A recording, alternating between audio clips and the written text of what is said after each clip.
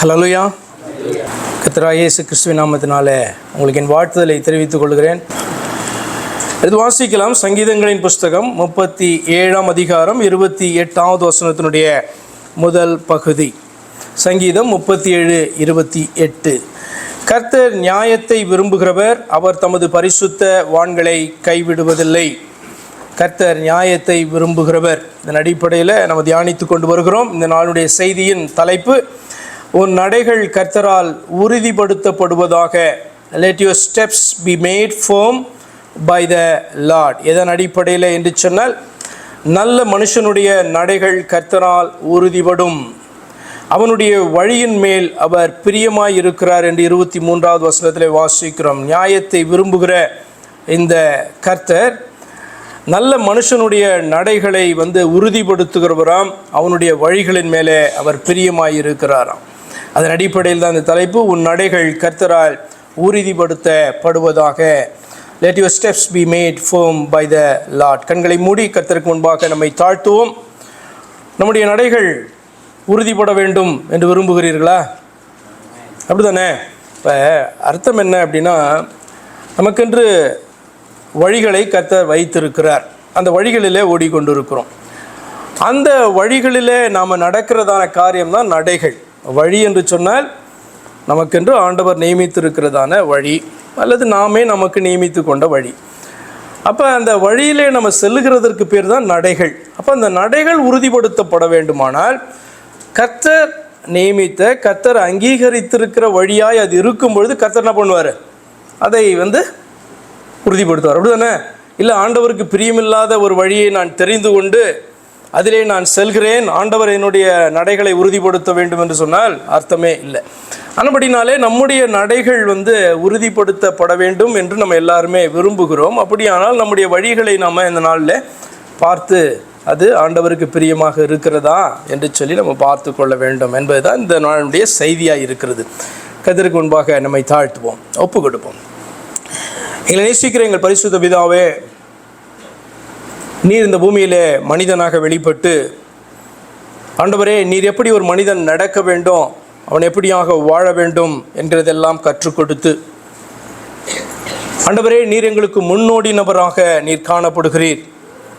உம்மை தொடர்ந்து வருகிறவன் உம்முடைய அடிச்சுவடுகளிலே அவன் வரும்பொழுது, ஆண்டவரே, பரலோகத்தின் தேவனாகிய உம்மை கண்டடைவான், உம்மிடத்திலே கிட்டி சேர்வான், பரலோக ராஜ்யத்துக்குள்ளே பிரவேசிப்பான் என்கிற காரியத்தை நீர் எங்களுக்கு சொல்லிக் கொடுத்திருக்கிறபடினாலே, ஆண்டவரே, இந்த நாளில் எங்களுடைய வழிகள் ஆண்டவரே உமக்கு பிரியமாய் இருக்கவும், ஆண்டவரே, எங்களுடைய நடைகள் உம்மால் உறுதிப்படுத்தப்படவும், ஆண்டவரே, எங்களை உம்முடைய சமூகத்திலே, எங்களுடைய வாழ்க்கை உம்முடைய சமூகத்திலே ஒப்பு கொடுக்கிறோம். நீர் எங்களை ஆராய்ந்து பார்ப்பீராக.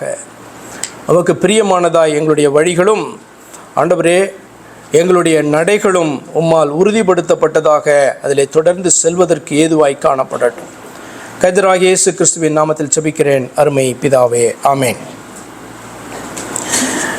நல்ல மனுஷனுடைய நடைகள் கர்த்தரால் உறுதிப்படும், அவனுடைய வழியின் மேல் அவர் பிரியமாய் இருக்கிறார். KJV translates it as, the steps of a good man are ordered by the Lord and he delighteth in his way. அப்படி வாசிக்கிறோம்.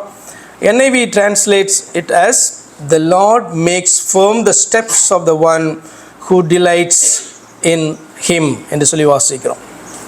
ஏன் ரெண்டுத்தையும் வாசித்தேன் அப்படின்னு சொன்னால், கர்த்தர் எதன் அடிப்படையில் ஒரு மனிதனுடைய நடைகளை உறுதிப்படுத்துகிறார்? எதன் அடிப்படையில் ஒரு மனிதனுடைய நடைகளை உறுதிப்படுத்துகிறார்? ஒன்று, நல்ல மனுஷன் மேல் அவர் பிரியமாய் இருக்கிறபடியால் அவனுடைய நடைகளை உறுதிப்படுத்துகிறாரா, அல்லது நல்ல மனுஷனுடைய வழி அவருக்கு பிரியமாய் இருக்கிறபடியால் அவன் நடைகளை உறுதிப்படுத்துகிறாரா? இப்போ என்ன, ஆண்டவருக்கு ரொம்ப பிடிக்கும். உங்களை ஆண்டவருக்கு பிடிக்குமா? பிடிக்கும்ல? உங்களை ஆண்டவருக்கு ஒரு மனுஷனாக உங்களை அவருக்கு பிடிக்கிறபடினாலே உங்களுடைய நடைகள் எல்லாவற்றையும் அவர் உறுதிப்படுத்துவாரா, அல்லது நான் ஆண்டவருக்கு பிரியமான மனுஷன்தான், ஆனால் என்னுடைய வழிகள் ஆண்டவருக்கு பிரியமாக இருந்தால் அதனுடைய நடைகளை உறுதிப்படுத்துவாரா? கேள்வி புரியுதா? என்ன, ஆண்டவருக்கு பிடிக்கும், நான் அவருடைய பிள்ளை என்பதனாலேயே நான் தெரிந்து கொள்ளுகிற வழிகளை எல்லாம் ஆண்டவர் அங்கீகரித்து என்னுடைய நடைகளை உறுதிப்படுத்துவாரா? அல்லது நான் ஆண்டவருடைய பிள்ளை தான், அப்போ ஆண்டவர் எனக்கு வைத்திருக்கிற வழிகளை நான் தெரிந்து கொள்ளுகிறபடினாலே என்னுடைய நடைகளை, ஸ்டெப்ஸ், ஆங்கிலத்தில் இப்படி தான், let your steps be made firm by God. கேள்வி புரிஞ்சுதா? நீங்கள் ஆண்டவருடைய பிள்ளை, நீங்கள் ஆண்டவருடைய பிள்ளை என்பதனாலே உங்களுடைய வழிகளை எல்லாம் ஆண்டவர் அங்கீகரித்து உங்களுடைய நடைகளை எல்லாம் உறுதிப்படுத்துகிறாரா? அல்லது நீங்கள் ஆண்டவருடைய பிள்ளைகளாக இருக்கிறபடினாலே ஆண்டவருடைய பிள்ளை எப்படி நடக்கணும் அப்படின்ற வழியை நீங்கள் தெரிந்து கொண்டு அதிலே நீங்கள் பயணிக்கிறபடினாலே உங்களுடைய ஸ்டெப்ஸ் எல்லாம் ஆண்டவர் உறுதிப்படுத்துகிறாரா? புரியுமே இல்லையா? ஆமாம், அதனால தான் இந்த 2 டிரான்ஸ்லேஷனாக உங்களுக்கு வாசித்து காண்பித்தேன். என்ன நினைக்கிறீங்க?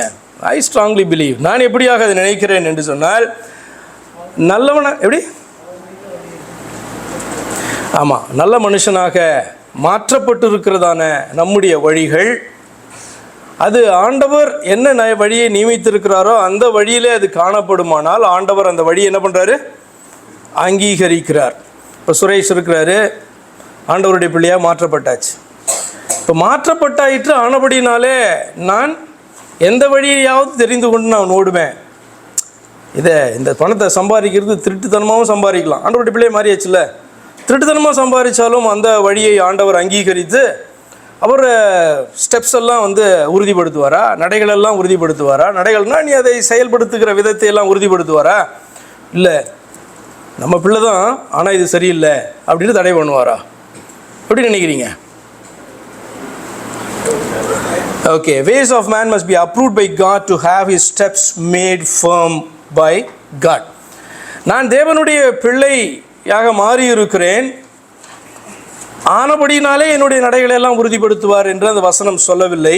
தேவனுடைய பிள்ளையாக மாறி இருக்கிறதான மனுஷனுடைய வழிகள் அவருடைய பார்வைக்கு பிரியமாக இருக்குமானால் அவனுடைய நடைகளை என்ன பண்ணுறார்? ஆண்டவர் உறுதிப்படுத்துகிறவராக அவர் காணப்படுகிறார் என்று தான் அந்த வசனம் சொல்லுகிறது. எபேசியர் 2:10 வசனத்தில் முதல் பகுதியை வாசிக்கலாம். எபேசியர் 2:10 முதல் பகுதியில், ஏனெனில் நற்கிரியைகளை செய்கிறதற்கு நாம் கிறிஸ்து இயேசுவுக்குள் சிருஷ்டிக்கப்பட்டு தேவனுடைய செய்கையாய் இருக்கிறோம் என்று வாசிக்கிறோம்.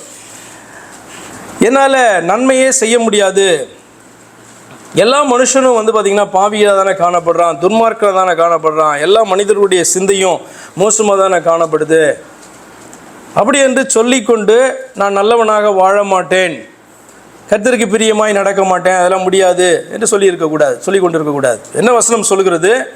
நற்கிரியைகளை செய்கிறதற்கு நாம் கிறிஸ்து இயேசுவுக்குள் சிருஷ்டிக்கப்பட்டு தேவனுடைய செய்கையாய் இருக்கிறோம். உன்னாலே ஒரு காலத்தில் செய்ய முடியாத, ஆண்டவருக்கு பிரியமாக நடக்க முடியாத ஒரு சூழ்நிலை காணப்பட்டது. ஆனால் இந்த நாளில் நீ அவரை தேடின போது, அவரை ஏற்றுக்கொண்ட போது, அவர் உன்னை நல்ல பாதையில் நடக்கக்கூடியவனாக, நல்ல காரியங்களை செய்யக்கூடியவனாக அவர் உன்னை என்ன பண்ணியிருக்காரு? இந்த வசனம் எப்படி சொல்லுகிறது? சிருஷ்டிக்கப்பட்டு அப்படின்னா எங்கே நீங்கள் முதல்ல இந்த வார்த்தையை நீங்கள் கேட்பீங்க?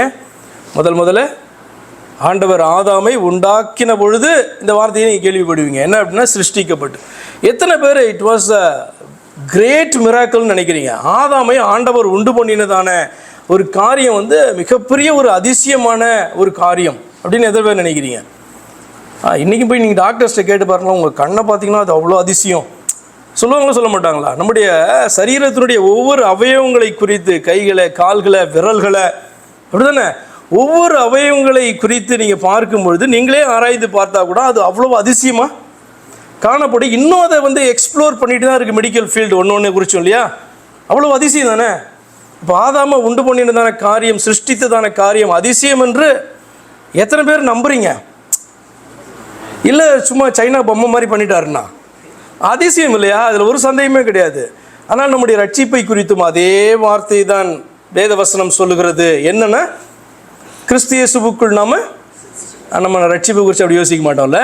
ஒரு பிள்ளை பிறந்து வருதுன்னா அந்த குழந்தையை பார்த்தாலே அதிசயமாக இருக்குது.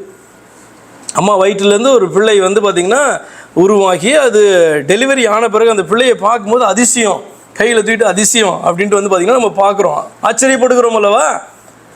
ஆதாமை எப்படி ஆண்டவர் உண்டாக்கப்பட்ட போது எந்த வார்த்தை சிருஷ்டிப்பு கிரியேட்டர்னு சொல்லுகிறதோ அதே வார்த்தை தான் ஒரு மனிதன் ரட்சிக்கப்படும் போதும் அவனுக்கு அந்த வார்த்தையை பயன்படுத்துது. நீங்கள் புதிதாக ஆண்டவரை ஏற்றுக்கொண்டு நீங்கள் ஒரு கிறிஸ்தவனாக மாறும்பொழுது உங்களை பார்த்தும் அதே வார்த்தையை சொல்லுகிறது. நீங்கள் புதிதாக என்ன பண்ணுறீங்க? கிறிஸ்து இயேசுவுக்குள் சிருஷ்டிக்கப்பட்ட தேவனுடைய செய்கையாய் இருக்கிறீர்கள். தேவன் உங்களை என்ன பண்ணியிருக்காரு? சிருஷ்டித்திருக்கிறார், புதுசாக சிருஷ்டித்திருக்கிறாரு என்ற அந்த வார்த்தையை சொல்லுகிறது. அப்போ creation of man and salvation of man are wonders and quite similar. எப்படி ஒரு குழந்தை பிறக்கும் போது எப்படி அதிசயமோ அதே மாதிரி நீங்கள் மறுபடியும் நீங்கள் ஆண்டவரை ஏற்றுக்கொண்டு ஒரு பொல்லாத மனுஷியாக வாழ்ந்து அதற்கு பின்பாக அவரை ஏற்றுக்கொண்டு நீங்கள் மனம் மாறும் பொழுது வேதம் என்னவாக சொல்லுகிறது? நீங்கள் திரும்பவும் சிருஷ்டிக்கப்பட்டவர்களாகவே உங்களை வேதம் பார்க்கிறது. இன்னொரு வசனத்தை நான் வாசித்துறேன். கொலோசியர் 1ஆம் அதிகாரம் 15-16 ஒரு பாடலை கூட நம்ம பாடினோம். கொலோசியர் 1ஆம் அதிகாரம் 15-16 முதல் பகுதி வரைக்கும் வாசிக்கலாம். அவர் அதரிசனமான தேவனுடைய தற்சுரூபமும். யாரு? ஒரு பாடலை பாடினோம்ல, என்ன பாடினோம்? அதரிசனமான தேவன் இவர் அப்படின்னு பாடணும்ல. அதரிசனம் இயேசு கிறிஸ்துவை குறித்து பாடும்போது அதரிசனமான தேவன் இவர் தற்சுரூபம் ஆனவர் அப்படின்ற ஒரு பாடலை பாடினோம்ல.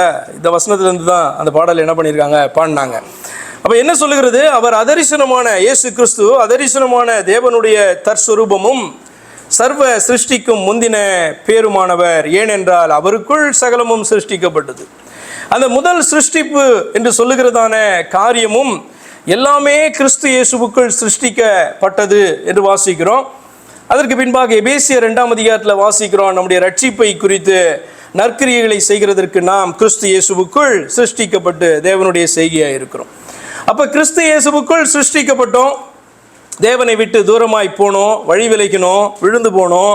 அவருடைய பிள்ளை என்று சொல்லுகிறதற்கான அந்த ஸ்லாக்கியத்தை இழந்து காணப்பட்டோம். ஆனால் அந்த தேவனோ நம்மேல் அன்பு வைத்து இந்த பூமியின் மீது நமக்காக இறங்கி அதற்கு என்ன பலியை செலுத்தணுமோ, பரிகாரத்தை செலுத்தணுமோ அப்படியாக தன்னுடைய வார்த்தையின்படியாக அவர் செலுத்தி திரும்பவும் என்ன பண்ணியிருக்கார்? நம்மை சிருஷ்டித்திருக்கிறார் என்று அந்த வார்த்தை சொல்லுது. திரும்பவும் சிருஷ்டித்திருக்கிறார். அப்போ கிறிஸ்து இயேசுவுக்குள் சிருஷ்டிக்கப்பட்டோம், விழுந்து போனோம், திரும்பவும் ஒரு வாய்ப்பு கிடைத்தது. என்ன பண்ணோம்? கிறிஸ்து இயேசுவுக்குள்ளாக திரும்பவும் ஆண்டவர் நம்மளை, அதுவும் பர்த் இதுவும் பர்த், அப்படி தானே? ஒரு மனுஷனை ஆண்டவர் தோற்றுவிக்கும் போது அவன் என்ன பண்ணுறான்? பிறக்கிறான். ஆதாம் பிறந்தான். நம்ம ரட்சிக்கப்படும் போதும் அதே வார்த்தை தான் வேதம் சொல்லுகிறது. என்ன? மறுபடியும் பிறந்தோம். அப்போ ஆண்டவர் நம்மளை புதிதான மனிதனாக தோற்றுவிக்கும் பொழுது, மனம் மாறும் பொழுது, மனம் திருந்தும் பொழுது, இதுதான் பாதை என்று ஏற்றுக்கொள்ளும் பொழுது கர்த்தர் என்ன பண்ணுறாரு? திரும்பவும் நம்மளை பிறக்க செய்கிறார். அதே வார்த்தை தானே அன்றைக்கு அவன் பிறந்தான், ஆண்டவர் தோற்றுவிக்கும் பொழுது. அப்போ நீங்களும் நானும் எப்பொழுது சத்தியத்தை ஏற்றுக்கொண்டு வருகிறோமோ திரும்பவும் தேவனாலே சிருஷ்டிக்கப்படும். இப்போ இது ஒண்டர்னு நினைக்கிறீங்களா இல்லையா? இல்லை, அவ்வளோ ஒன்றும் பெரிய எஃபெக்டை தெரில அது. ஆமாங்க, உண்மையாகவே ஒரு குழந்தை எப்படி பிறக்கிறதோ அப்படியாக எப்படி ஒரு மனிதன் தோற்றுவிக்கப்படுகிறானோ அதே ஒண்டர் அதிசயம் பார்த்திங்கன்னா நீங்கள் ரட்சிக்கப்படுகிற அந்த நாளிலும் நடக்கிறது. You should believe it. ஏனென்று சொன்னால் அப்படிதான் வேதம் சொல்லுகிறது. ஆவியினாலே பிறக்கிறவன் மறுபடியும் பிறக்கிறவன், அப்படி பிறக்கிறவன் தான் பரலோக ராஜ்யத்தில் பிரவேசிக்க முடியும் என்று வேதம் சொல்கிறது அல்லவா? You should believe. எப்படி ஆண்டவர் ஒரு மனிதனை சிருஷ்டிக்கும் போது நடந்த அத்தனை அதிசயங்களும் ஆண்டவர் மனிதனை திரும்பவும் புதுப்பிக்கும் பொழுது, ரட்சிக்கும் பொழுது பார்த்தீங்கன்னா உள்ள நடக்குது. ஆமாவா இல்லையா? சரி, ஓகே. கிறிஸ்து இயேசுவுக்குள்ளாக நாம் சிருஷ்டிக்கப்பட்டோம். இப்படியாக கிறிஸ்து இயேசுவுக்குள் சிருஷ்டிக்கப்பட்டோம் அப்படின்னா படைக்கப்பட்டோம். It is the first birth of everyone. கிறிஸ்து இயேசுவுக்குள் சிருஷ்டிக்கப்பட்டோம் என்று இரண்டாவது முறை சொல்லும்போது கிறிஸ்து இயேசுவுக்குள் ரட்சிக்கப்பட்டோம். It is the birth again. அதுதான் பார்த்தீங்கன்னா எபேசியர் 2:10 ரட்சிப்பை குறித்து ஆன வார்த்தையாக நம்ம வாசிக்கிறோம். It is done by the same God our Father. ஒரே தேவனால, நம்முடைய பிதா என்று நம்ம சொல்லுகிறோமே, அவரால் செய்யப்பட்டதான ஒரு காரியம் அது. ஏனென்று சொன்னால் நம்மளை சிருஷ்டிப்பது என்று சொன்னால் நம்முடைய தேவன் ஒருவராலே உண்டாகிற காரியம். அப்படியானால் ரட்சிப்பு என்பதும் அந்த ஒரே தேவனாலே நடக்கிறதான காரியமாக அது இருக்கிறது. இயேசுவானவர் பிதாவாக இருந்து நம்மை கிறிஸ்து இயேசுவுக்குள் சிருஷ்டிக்கப்பட்டோம், கிறிஸ்து இயேசுவுக்குள் படைக்கப்பட்டோம், கிறிஸ்து இயேசுவுக்குள் ரட்சிக்கப்பட்டோம். அப்படின்னு சொல்லும்போது கிறிஸ்து இயேசுவுக்குள் நாம உண்டாக்கப்பட்டோம். கொலோசியர் 1:15-16 வாசிக்கிறோம், கிறிஸ்து இயேசுவுக்குள் உண்டாக்கப்பட்டோம், சகலமும் அவருக்குள் சிருஷ்டிக்கப்பட்டது. கிறிஸ்து இயேசுவுக்குள் ரட்சிக்கப்பட்டோம் என்று வாசிக்கிறோம் எபேசியர் 2ஆம் அதிகாரத்தில். அப்படியானால் என்ன அர்த்தம்? இயேசுவானவர் பிதாவாக இருந்து நம்மை உண்டாக்கினார், இயேசுவானவர் மனிதனாக வெளிப்பட்டு நம்மை ரட்சித்தார். இயேசுவானவர் பிதாவாக இருந்து நம்மை உண்டாக்கினார், இயேசுவானவர் பிதாவாக காணப்படுகிறவர் மனிதனாக வெளிப்பட்டு நம்மை ரட்சித்தார். ஆண்டவராகிய இயேசு கிறிஸ்து யோவான் 14ஆம் அதிகாரத்தில் பிலிப்பியனிடத்தில் பேசும்போது 10வது வசனத்தில் எப்படி சொல்லுவார்? நான் பிதாவிலும் பிதா என்னிலும் இருக்கிறதை நீ விசுவாசிக்கவில்லையா? ஒரு இண்டிவிஜுவலை பார்த்து ஆண்டவர் பேசுகிறதான காரியம், நான் பிதாவிலும் பிதா என்னிலும் இருக்கிறதை நீ விசுவாசிக்கவில்லையா? 11வது அதிகாரத்தில் எல்லாரையும் பார்த்து பேசுகிறாரு, நான் பிதாவிலும் பிதா என்னிலும் இருக்கிறதை நீங்கள் நம்பவில்லையா? நீங்கள் நம்பவில்லையா அப்படின்னு கேட்கிறார். அப்படி நம்பலைன்னா நான் செய்கிற கிரியைகளினாலே செய்களினாலாவது என்ன பண்ணுங்க? நம்புங்க. அப்போ எவ்ரி இண்டிவிஜுவலை பார்த்து என்ன பண்ணுறாரு? பேசுகிறார். எவ்ரி இண்டிவிஜுவல், ஒவ்வொரு மனிதனையும் பார்த்து ஆண்டவர் பேசுகிறாரு, நான் பிதாவிலும் பிதா என்னிலும் இருக்கிறதை நீ விசுவாசிக்கணும். நான் பிதாவிலும் பிதா என்னிலும் இருக்கிறதை நீங்கள் எல்லாரும் நம்பணும். என்ன விசுவாசிடக்கூடாது, என்ன நம்பிடக்கூடாது?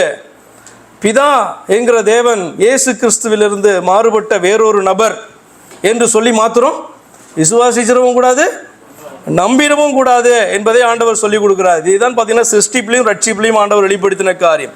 சிருஷ்டிப்பு என்பதும் ரட்சிப்பு என்பதும் ஒரே சமமான ஒரு காரியமாக காணப்படுது. அது ஒரே தகப்பனாலே நடக்கிறதான காரியமாக இருக்கிறது. அவர் தகப்பனாக நம்மை சிருஷ்டித்தார், அதே தகப்பன் நம்மை ரட்சிக்கிறதற்கு மனிதனாக வெளிப்பட்டு சிருஷ்டிப்பை திரும்ப என்ன பண்ணுறாரு? புதிய மனிதனாக நம்மளை உருவாக்குகிறதான காரியம். இது நீங்கள் எல்லாம் பார்த்திங்கன்னா அதிகமாக கேள்விப்பட்ட காரியமாக இருந்தாலும் இந்த எபேசியர் 2ஆம் அதிகாரத்தை 10வது வசனத்தை வாசிக்கும் போது எனக்கு அது சொல்லணும் என்று தோன்றினது. காரணம் என்னவென்று சொன்னால், நற்கிரியைகளை செய்கிறதற்கு நாம் கிறிஸ்து இயேசுவுக்குள்ளே சிருஷ்டிக்கப்பட்டோம், தேவன் கிறிஸ்து இயேசுவுக்குள் நம்மளை சிருஷ்டித்தார் என்கிற வார்த்தையை வாசிக்கும் பொழுது இதையெல்லாம் சொல்ல வேண்டும் என்று எனக்கு தோன்றினது. யூ ஷுட் பிலீவ், நம்மளை உண்டாக்கின அதே பிதா நம்மை ரட்சிக்கிறதற்கு மனிதனாக வெளிப்பட்டு செய்ததான காரியத்தை நம்ப வேண்டும். அதை தான் இயேசு பிலிப்பியனிடத்திலும் சபை முழுவனிடத்திலும் சொன்னார். என்னவென்று சொன்னால், நான் பிதாவிலும் பிதா என். அப்போ நான் பிதாவிலும் பிதா எண்ணிலும். அப்போ பார்த்திங்கன்னா அதரிசனமான அந்த தேவன் நம்மளை சிருஷ்டிக்கிறார். அந்த அதரிசனமான தேவன் நமக்காக தரிசனமாகி நம்மளை ரட்சிக்கிறார். அதான் பாட்டு, அதரிசனமான தேவனுடைய தற்சுரூபம் இவர் அப்படின்னு இயேசு கிறிஸ்துவை குறித்து பாடுகிறதான பாடலுடைய அர்த்தம் என்ன? அதரிசனமான அந்த தேவன் தாம் வரப்போகிறதான ரூபத்தில் மனிதனை அவர் உண்டாக்கினார். மனிதன் விழுந்து போன போது அந்த தேவன் தன்னுடைய ரூபத்தில் தன்னை வெளிப்படுத்தி என்ன பண்ணுறாரு? விழுந்து போன மனுக்குலத்தை அவர் ரட்சித்தார். அதுதான் நான் சொன்னேன், இயேசுவானவர் பிதாவாக நம்மை உண்டாக்கினார், அதான் கிறிஸ்து இயேசுவுக்குள் நம்ம சிருஷ்டிக்கப்பட்டோம் என்று முதல் பிறப்பை குறித்து பேசுகிறது. இயேசுவானவர் மனிதனாக வெளிப்பட்டு நம்மை ரட்சித்தார். அவர் நம்முடைய இரண்டாவது பிறப்பை குறித்து, பானகேனை குறித்து வேதம் பேசுகிறது. சரி, நல்ல மனுஷனுடைய நடைகள் கர்த்தரால் உறுதிப்படும் அப்படின்ட்டு வாசிக்கிறோம். நல்ல மனுஷனுடைய நடைகள். நல்ல மனுஷன் என்று யாராவது உண்டா? அடுத்த கேள்வி, நல்ல மனுஷன் யாராவது உண்டா? நல்ல மனுஷன் யாராவது உண்டா? உண்டா இல்லையா? தெளிவாக இருக்கார் பாருங்க. இல்லை அப்படின்றார். நல்ல மனுஷன் என்று யாராவது உண்டா? ஏன்னா இயேசுவானவர் சொன்னார் அல்லவா, தேவன் ஒருவரை தவிர நல்லவன் ஒருவனும் இல்லை என்று இயேசுவானவர் சொன்னாரே. அப்படி என்று சொன்னால் ஆமாம், அவர் சொன்னது உண்மைதான். மார்க் 10ஆம் அதிகாரத்தில் 17-18 வாசிக்கிறோம். பின்பு அவர் புறப்பட்டு வழியிலே போகையில் ஒருவன் ஓடி வந்து அவருக்கு முன்பாக முழங்கால் படியிட்டு, நல்ல போதகரே, நித்திய ஜீவனை சுதந்திரித்துக் கொள்ளும்படி நான் என்ன செய்ய வேண்டும் என்று கேட்டான். அதற்கு இயேசு, நீ என்னை நல்லவன் என்று சொல்வானேன்? தேவன் ஒருவர் தவிர நல்லவன் ஒருவனும் இல்லையே. இயேசுவானவர் இப்படி சொன்னார். ஆனால் நல்லவர்கள் உண்டென்றும் இயேசுவானவர் தான் தந்த வேத வாக்கியங்களில் சொல்லியிருக்கிறார். இயேசுவானவர் தேவன் தவிர நல்லவர் ஒருவனும் இல்லை என்று சொன்னது வேத வாக்கியங்களில் எழுதப்பட்டு இருக்கிறது. இதே இயேசுவானவர் தான் நல்லவர்கள் உண்டு என்றும் தாம் தந்த வேத வாக்கியங்களில் அவர் ஏற்கனவே சொல்லி இருக்கிறார். நீதிமொழிகள் 12ஆம் அதிகாரம் 2வது வசனத்தை வாசிக்கும் பொழுது, நீதிமொழிகள் 12 உதாரணத்துக்காக, நல்லவன் கர்த்தரிடத்தில் தயை பெறுவான், துர்சிந்தனையுள்ள மனுஷனை அவர் ஆக்கினைக்கு உட்படுத்துவார். இப்படி வாசிக்கிறோம். நல்லவன் கர்த்தரிடத்திலே தயை பெறுவான் அப்படின்னா யார் தயை பெறுவாங்க? துர்சிந்தனை உள்ளதான மனுஷன் பார்த்தீங்கன்னா ஆக்கினைக்கு உட்படுத்துவார். அப்படின்னா அழிவை குறித்தும் நித்திய ஜீவனை குறித்தும் அந்த வசனம் பேசுகிறது. நல்லவன் கர்த்தரிடத்திலே தயை பெறுவான். இப்போ யார் கர்த்தரிடத்தில் இரக்கம் பெறுவான் என்று வேதத்தில் நீங்கள் வாசிக்கிறீங்க? யார் கர்த்தரிடத்தில் இரக்கம் பெறுவான்? தன்னுடைய பாவங்களை அறிக்கை செய்து விட்டு விடுகிறவன் தேவனிடத்தில். அதனுடைய மீனிங் என்ன? அவனால மனம் திரும்புகிறபடினாலே தேவன் என்ன பண்ணுவார்? அவனை ரட்சிப்பார். நித்திய ஜீவனை குறித்து தான் பேசுகிறது. அப்போ நல்லவன் தேவனிடத்திலே தயை பெறுவான் என்று சொன்னால், மனம் திரும்புகிறவன், கர்த்தருடைய வசனத்துக்கு நடுங்குகிறவன், அவன் தேவனிடத்திலே தயை பெறுவான். அதான் அந்த வார்த்தையினுடைய அர்த்தம். துர்சிந்தனை உள்ள மனுஷனை அவர் ஆக்கினைக்கு உட்படுத்துவார்னு சொன்னால், சிந்தனை இல்லாத மனுஷன் யார் இருக்கா? ஆனால் துர்சிந்தனை உள்ளதான மனுஷன் இது துர்சிந்தனை என்பதை அவன் உணர்ந்து, இது பொல்லாத புத்தியாச்சே என்று சொல்லி அவன் குற்ற உணர்வு அடைந்து தேவனுடைய வார்த்தைக்கு பயப்பட்டு அந்த சிந்தனையிலிருந்து அவன் வெளிவருகிறபடியினாலே, அதாவது மனம் திரும்புகிறபடியினாலே அவன் ஆக்கினை தீர்ப்புக்கு போக மாட்டான். இல்லை நான் அப்படியே தான் இருப்பேன், நான் கெட்ட பையன், நான் இப்படியே தான் இருப்பேன் அப்படின்னே அவன் வாழ்ந்து கொண்டு இருக்கிறான்னு சொன்னால் ஆண்டவர் அவனை நியாயம் தீர்ப்பாக இருக்க மாட்டாரா? இந்த வசனம் நித்திய ஜீவனை குறித்து தான் பேசுகிறது. நல்லவன் கர்த்தரிடத்திலே தயை பெறுவான், அதாவது மனம் திரும்புகிறவன். ஒரு கேள்வி உங்கள்கிட்ட கேட்குறேன். தேவன் தாவீதை குறித்து இப்படியாக சொன்னார், என்னுடைய இருதயத்துக்கு அவன், தாவீதை குறித்து ஆண்டவர் இவன் என்னுடைய இருதயத்துக்கு ஏற்றவன். சாமுவேல் சொல்றான், தன்னுடைய இருதயத்துக்கு ஏற்றவனை அவர் தெரிந்து கொண்டார் என்று சவுலிடத்தில் சொல்றான் தாவீதை குறித்து. அப்படிதானே? எப்படி இருதயத்துக்கு ஏற்றவன்னா எப்படி?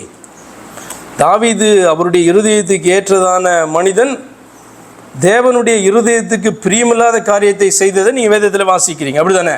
இருதயத்துக்கு ஏற்றவனா என்ன அர்த்தம்? ஏன் அப்படியாக தாவீதை குறித்து ஆண்டவர் சொன்னார்? யாராவது எனக்கு பதில் சொல்ல முடியுமா? தாவீதை குறித்து எதற்காக ஆண்டவர் சொன்னார் அவன் என் இருதயத்துக்கு ஏற்றவன் என்று?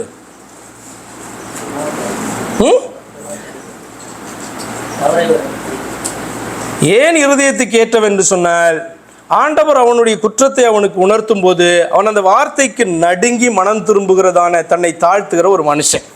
அப்படிதானே? வேற ஏதாவது ரீசன் இருக்கா? தாவீதுக்கு இருதயத்துக்கு ஏற்றவனா ரொம்ப பெர்ஃபெக்டான மேன் தாவீது என்கிறதன் அடிப்படையில் ஆண்டவர் சொல்லவில்லை.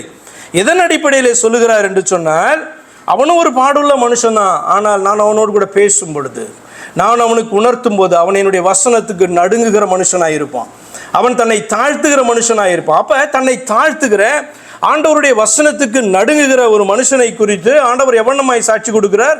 அவனுடைய இருதயம் எனக்கு ஏற்றதாய் காணப்படுது என்று ஆண்டவர் சாட்சி கொடுக்கிறார். அப்படிதான் நல்லவன் கர்த்தரிடத்தில் தயை பெறுவான் என்று சொன்னால் என்ன அர்த்தம்னா, மனம் திரும்புகிறதான மனிதனாக, தன்னை தாழ்த்துகிறவனாக, அவருடைய வார்த்தைக்கு நடுங்குகிறவனாக, தேவனுக்கு பயப்படுகிற மனுஷனாய் அவன் காணப்படுகிறபடினால தேவனிடத்திலிருந்து என்ன பண்றான்? தயையை, இரக்கத்தை அவன் பெறுவான் என்று வார்த்தை சொல்லுது.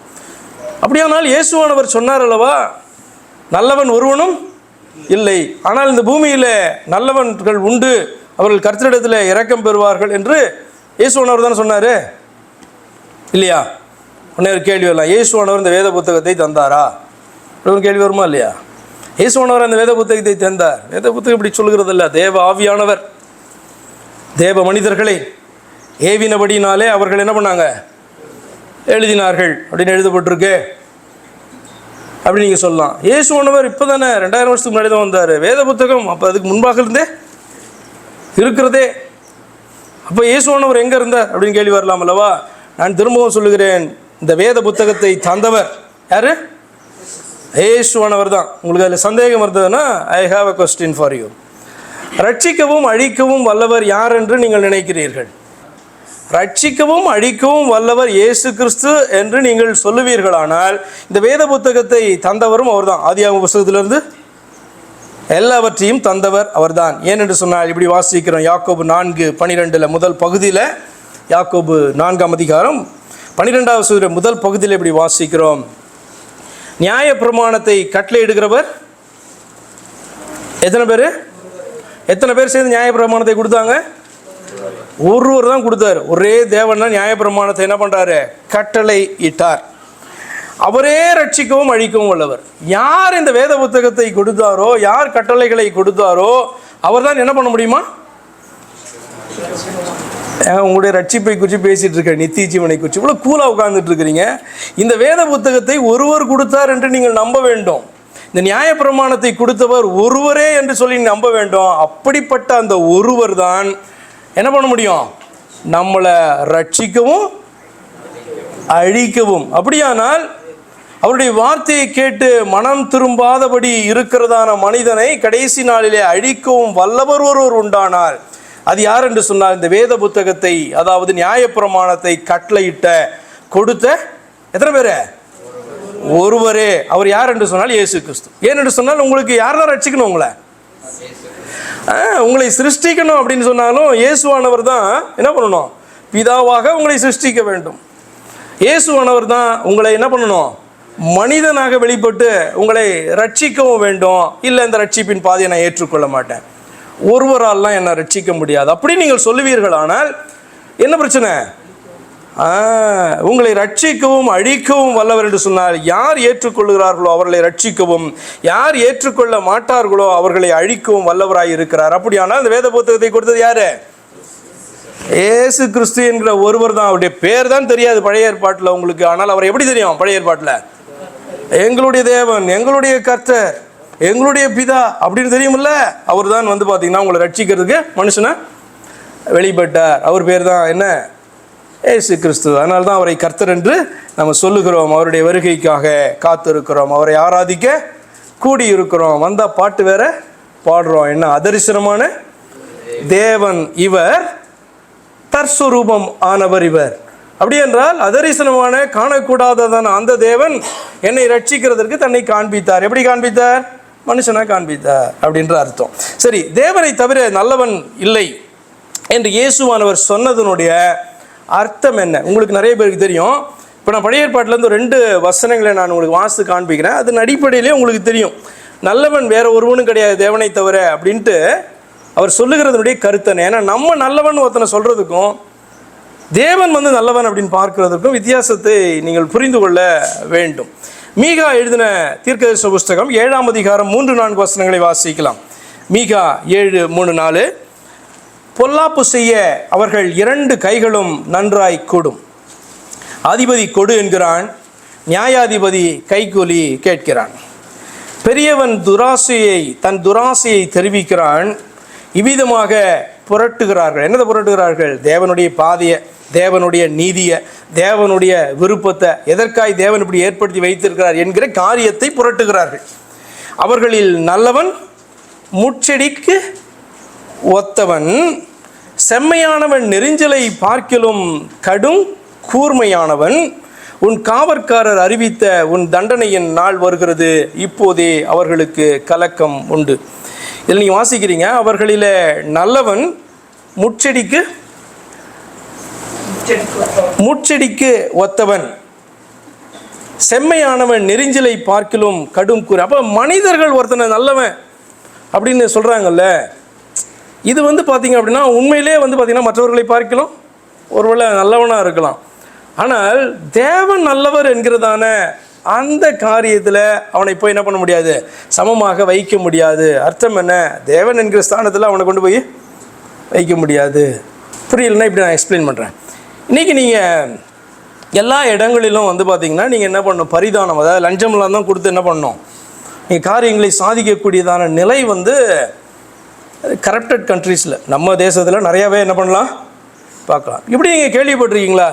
இவர் வந்து கொஞ்சம் நியாயமானவர், அதிகமாக வாங்க மாட்டார், கரெக்டாக தான் பார்த்தீங்கன்னா ஃபிக்ஸ் பண்ணியிருக்காரு, அதான் வாங்குவார், அப்படி யாரையா சொல்லியிருக்காங்களா? அது ஒரு சாட்சி. என்னென்னா அவர்கிட்ட போயிடாதீங்க, அவர் ஆளை பார்த்து தான் வாங்குவார். அவர் இவர்கிட்ட போனார் நியாயமாக வாங்குவார். கேள்விப்பட்டிருக்கீங்களா? நியாயாதிபதிங்க, அவர் கரெக்டாக நியாயமாக இருக்கார். அவர் எப்படியாக சொல்லப்படுகிறார் என்று சொன்னால், மற்றவர்களை பார்க்கிலும் அந்த டிபார்ட்மெண்ட்டில் அவர் நல்லவர் என்று சொல்லப்படுகிறார். ஆனால் ஆண்டவருடைய வார்த்தை சொல்வது அதில் நல்லவன் என்று சொல்லப்படுகிற அவன் முச்செடிக்கு ஒத்தவன், செம்மையானவன், நெரிஞ்சலை பார்க்கிலும். நம்ம அப்பா அம்மா காணப்படுறோம்ல, நம்மெல்லாம் நல்ல good fathers and good mothers தானே, நமக்கு தெரிஞ்சில்ல. ஆனால் நம்மளை பொறுத்து வேதனை சொல்வது, பொல்லாதவர்களாகிய நீங்கள் உங்கள் பிள்ளைகளுக்கு நல்ல ஈவுகளை கொடுக்க அறிந்திருக்கும் போது உங்களுடைய பரமபிதா உங்களுக்கு நன்மையானவைகளை கொடுக்க மாட்டாரா அப்படின்னு கேட்கப்படுதுல. அப்போ நம்ம பொல்லாதவர்களா? நமக்கு நம்ம நல்லவங்க, ஆனால் மேபி மற்றவங்களுக்கு பொல்லாதவங்க. அல்லது தேவனுடைய பார்வையில் அவருடைய ஸ்டாண்டர்டில் பார்க்கும்போது கொஞ்சம் நல்லவங்க, அப்படிதான், கொஞ்சம் லஞ்சம் வாங்குற மாதிரி, அதை போல. அப்போ இந்த வார்த்தை உங்களுக்கு புரிஞ்சது என்று சொன்னால், ஏன் ஆண்டவர் அப்படி சொல்கிறார்? தேவனை தவிர நல்லவன் ஒருவனும் இல்லையே, நல்லவன் யாருமே கிடையாது, நீ கெட்டவனாவே இரு என்கிற அர்த்தத்தில் அவர் சொல்லவே இல்லை. மல்கியா 2ஆம் அதிகாரம் 17ஆம் வசனத்தில் இப்படி வாசிக்கிறோம். மல்கியா 2:17, உங்கள் வார்த்தைகளினாலே கர்த்தரை வருத்தப்படுத்துகிறீர்கள், ஆனாலும் எதினாலே அவரை வருத்தப்படுத்துகிறோம் என்கிறீர்கள். பொல்லாப்பை செய்கிறவனவனும் கர்த்தரின் பார்வைக்கு நல்லவன் என்றும், அப்படிப்பட்டவன் பேரில் அவர் பிரியமாய் இருக்கிறார் என்றும், நியாயம் தீர்க்கிற தேவன் எங்கே என்றும் நீங்கள் சொல்லுகிறதினாலேயே. இந்த வார்த்தை உங்களுக்கு புரிஞ்சாலும் ஏன் இயேசுவானவர் தேவனை தவிர நல்லவன் ஒருவனும் இல்லை அப்படின்ட்டு சொல்கிறாரு என்பது புரியும். ஏன்னா மனுஷனுடைய ஸ்டாண்டர்டில் நல்லவன் அப்படின்னு சொன்னால் என்ன அப்படின்னா, மீகால சொன்னதை போல அல்லது இங்கே சொல்றதை போல உங்கள் வார்த்தைகளினாலே கர்த்தரை வருத்தப்படுத்து. எப்படிலாம் கர்த்தரை வருத்தப்படுத்த முடியும்? ஆண்டவர் நம்மளை நல்லவர்களாக மாற்றி நல்லவனாக வாழு அப்படின்னு சொன்னாலும், இல்லை ஆண்டவரே நான் கெட்டவன் தான் அப்படின்னு நீங்கள் சொல்லிட்டு இருந்தீங்கனால அவர் வருத்தப்படுத்துறீங்க, அப்படி தானே? உங்களை ஆண்டவர் பார்த்தீங்கன்னா மனம் திரும்பின போது பரிசுத்தப்படுத்தி உன்னை நீதிமான் என்று அவர் சொல்லும்போது, ஆண்டவரே நான் பாவி, மகா பாவி ஆண்டவரே அப்படி நீங்கள் சொல்லிகிட்டே இருந்தீங்கன்னா திரும்ப என்ன அர்த்தம்? நீ பாவம் பண்ணால் பாவின்னு சொல்லு. நீ ரட்சிக்கப்பட்ட பின்பும் ஆண்டவரே நான் பாவி, ஏன் நீ பாவி என்று சொல்லுகிறாய் என்று சொன்னால், நீ என்ன சொல்கிற? மனம் திரும்ப விரும்பலை. எந்த ஒரு மனுஷனும் மனம் திரும்ப முடியாது, எந்த ஒரு மனுஷனும் தேவனுடைய பார்வைக்கு பிரியமாக நடக்க முடியாது அப்படின்றதுனால தான் சொல்லிகிட்டே இருக்க. ஏனென்று சொன்னால், உண்மையாக பாவி என்கிறதான உணர்வடைந்தால் நீ என்ன பண்ணியிருப்ப? ஆண்டவருடைய சமூகத்தில் ஒப்பு கொடுப்ப இல்லையா? அந்த பாவத்தை நீ ஆண்டவர் சமூகத்தில் ஒப்பு கொடுத்து அறிக்கையிட்டு மனம் திரும்புவ. ஆனால் எல்லாருமே அப்படி தானே ஆண்டவர் இருக்காங்க, எல்லா மனுஷனும் இப்படி தானே இருக்கான் அப்படின்னு சொல்லி கொண்டு இருந்தாலே என்ன அர்த்தம்? நீ திருந்துறதுக்கு, மனம் மாறுவதற்கு நீ ரெடியாக இல்லை அப்படின்னு அர்த்தம் இல்லையா? அப்போ எப்படியெல்லாம் நம்ம வருத்தப்படுத்துகிறோம் என்று சொன்னால், ஆண்டவர் இப்படி இரு, இப்படி வாழு என்று ஒரு பாதை நமக்கு அமைத்து கொடுக்கும்போது, இதெல்லாம் ரொம்ப கஷ்டம் ஆண்டவரை, இதிலெல்லாம் போக முடியாது, இதெல்லாம் நடக்க முடியாது அப்படின்னு நீங்கள் சொல்லுவீர்கள் என்று சொன்னாலே நீங்கள் என்ன பண்ணுறீங்க? ஆண்டவரை வருத்தப்படுத்துறீங்க. பொல்லாப்பை செய்கிறவன் எவனும் கர்த்தரின் பார்வைக்கு எப்படி இருந்தாலும் பரவாயில்ல, இதானே பூலோக வாழ்க்கை, இப்படி தானே இருக்கணும் அப்படின்ட்டு நீ ஒரு ஜஸ்டிஃபிகேஷனை கொடுத்துக்கிட்டே இருக்கிற அப்படின்னா நீ என்ன ஆண்டவர்கிட்ட சொல்கிற? பொல்லாப்பு செய்தாலும் ஆண்டவருக்கு பிரியம். நான் போன வாரத்து செய்தியில் கூட ஒரு காரியத்தை உங்களுக்கு சொன்னேன். என்ன அப்படின்னு சொன்னால், பாவியின் மேலே தேவன், பாவியான மனுஷன் மேலே ஆண்டவர் பிரியமாய் இருக்கிறார், பாவியை சிநேகிக்கிறார் என்பது வேதத்திலே இல்லாததான வேத பொருட்டு. பாவியின் மேலே அனுதினமும் சினம் கொள்ளுகிறதான தேவன் அவர் பார்த்தீங்கன்னா தன்னுடைய பட்டயத்தை கருக்காக்கி கொண்டிருக்கிறாய். நியாய தீர்ப்பின் நாளுக்கென்று என்ன பண்ணுறாரு? தன்னுடைய அம்பை ரெடி பண்ணி வச்சுட்டு இருக்கிறாரு. எதுக்கு வெயிட் பண்ணுறாரு? நீ மனம் திரும்பணும் அப்படின்றதுக்கான வாய்ப்பை கொடுக்குறார். உண்மையில வைத்திருக்கிற அன்பின் நிமித்தமாக உனக்கு சான்ஸை கொடுக்குறார். அதுதானே ஒழிய பாவியை அவர் நேசிக்கிறார் என்று வேதம் என்ன பண்ணல, சொல்லலை. அவர் நேசித்தபடியினாலே உனக்காக ஜீவனை கொடுத்துட்டார். இன்னும் அவர் பாவியை நேசிக்கிறார். ஜீவனை கொடுத்த பிறகும் பாவியை நேசிக்கிறார்னா நேசித்தபடினால் தானே ஜீவனை கொடுத்தார். ஆனால் நான் திருந்த மாட்டேன், நான் வரமாட்டேன், அவரை ஏற்றுக்கொள்ள மாட்டேன், அவர் ஒருவர் என்பதை அக்செப்ட் பண்ண மாட்டேன் என்று சொல்லி முரட்டாட்டம் பண்ணி கொண்டிருந்தார். இன்னும் என்னை நேசிக்கிறார்னு சொல்கிறது வேதத்திலே சொல்லப்படாததானே ஒரு காரியம். அதற்கு பதிலாக என்ன சொல்கிறது?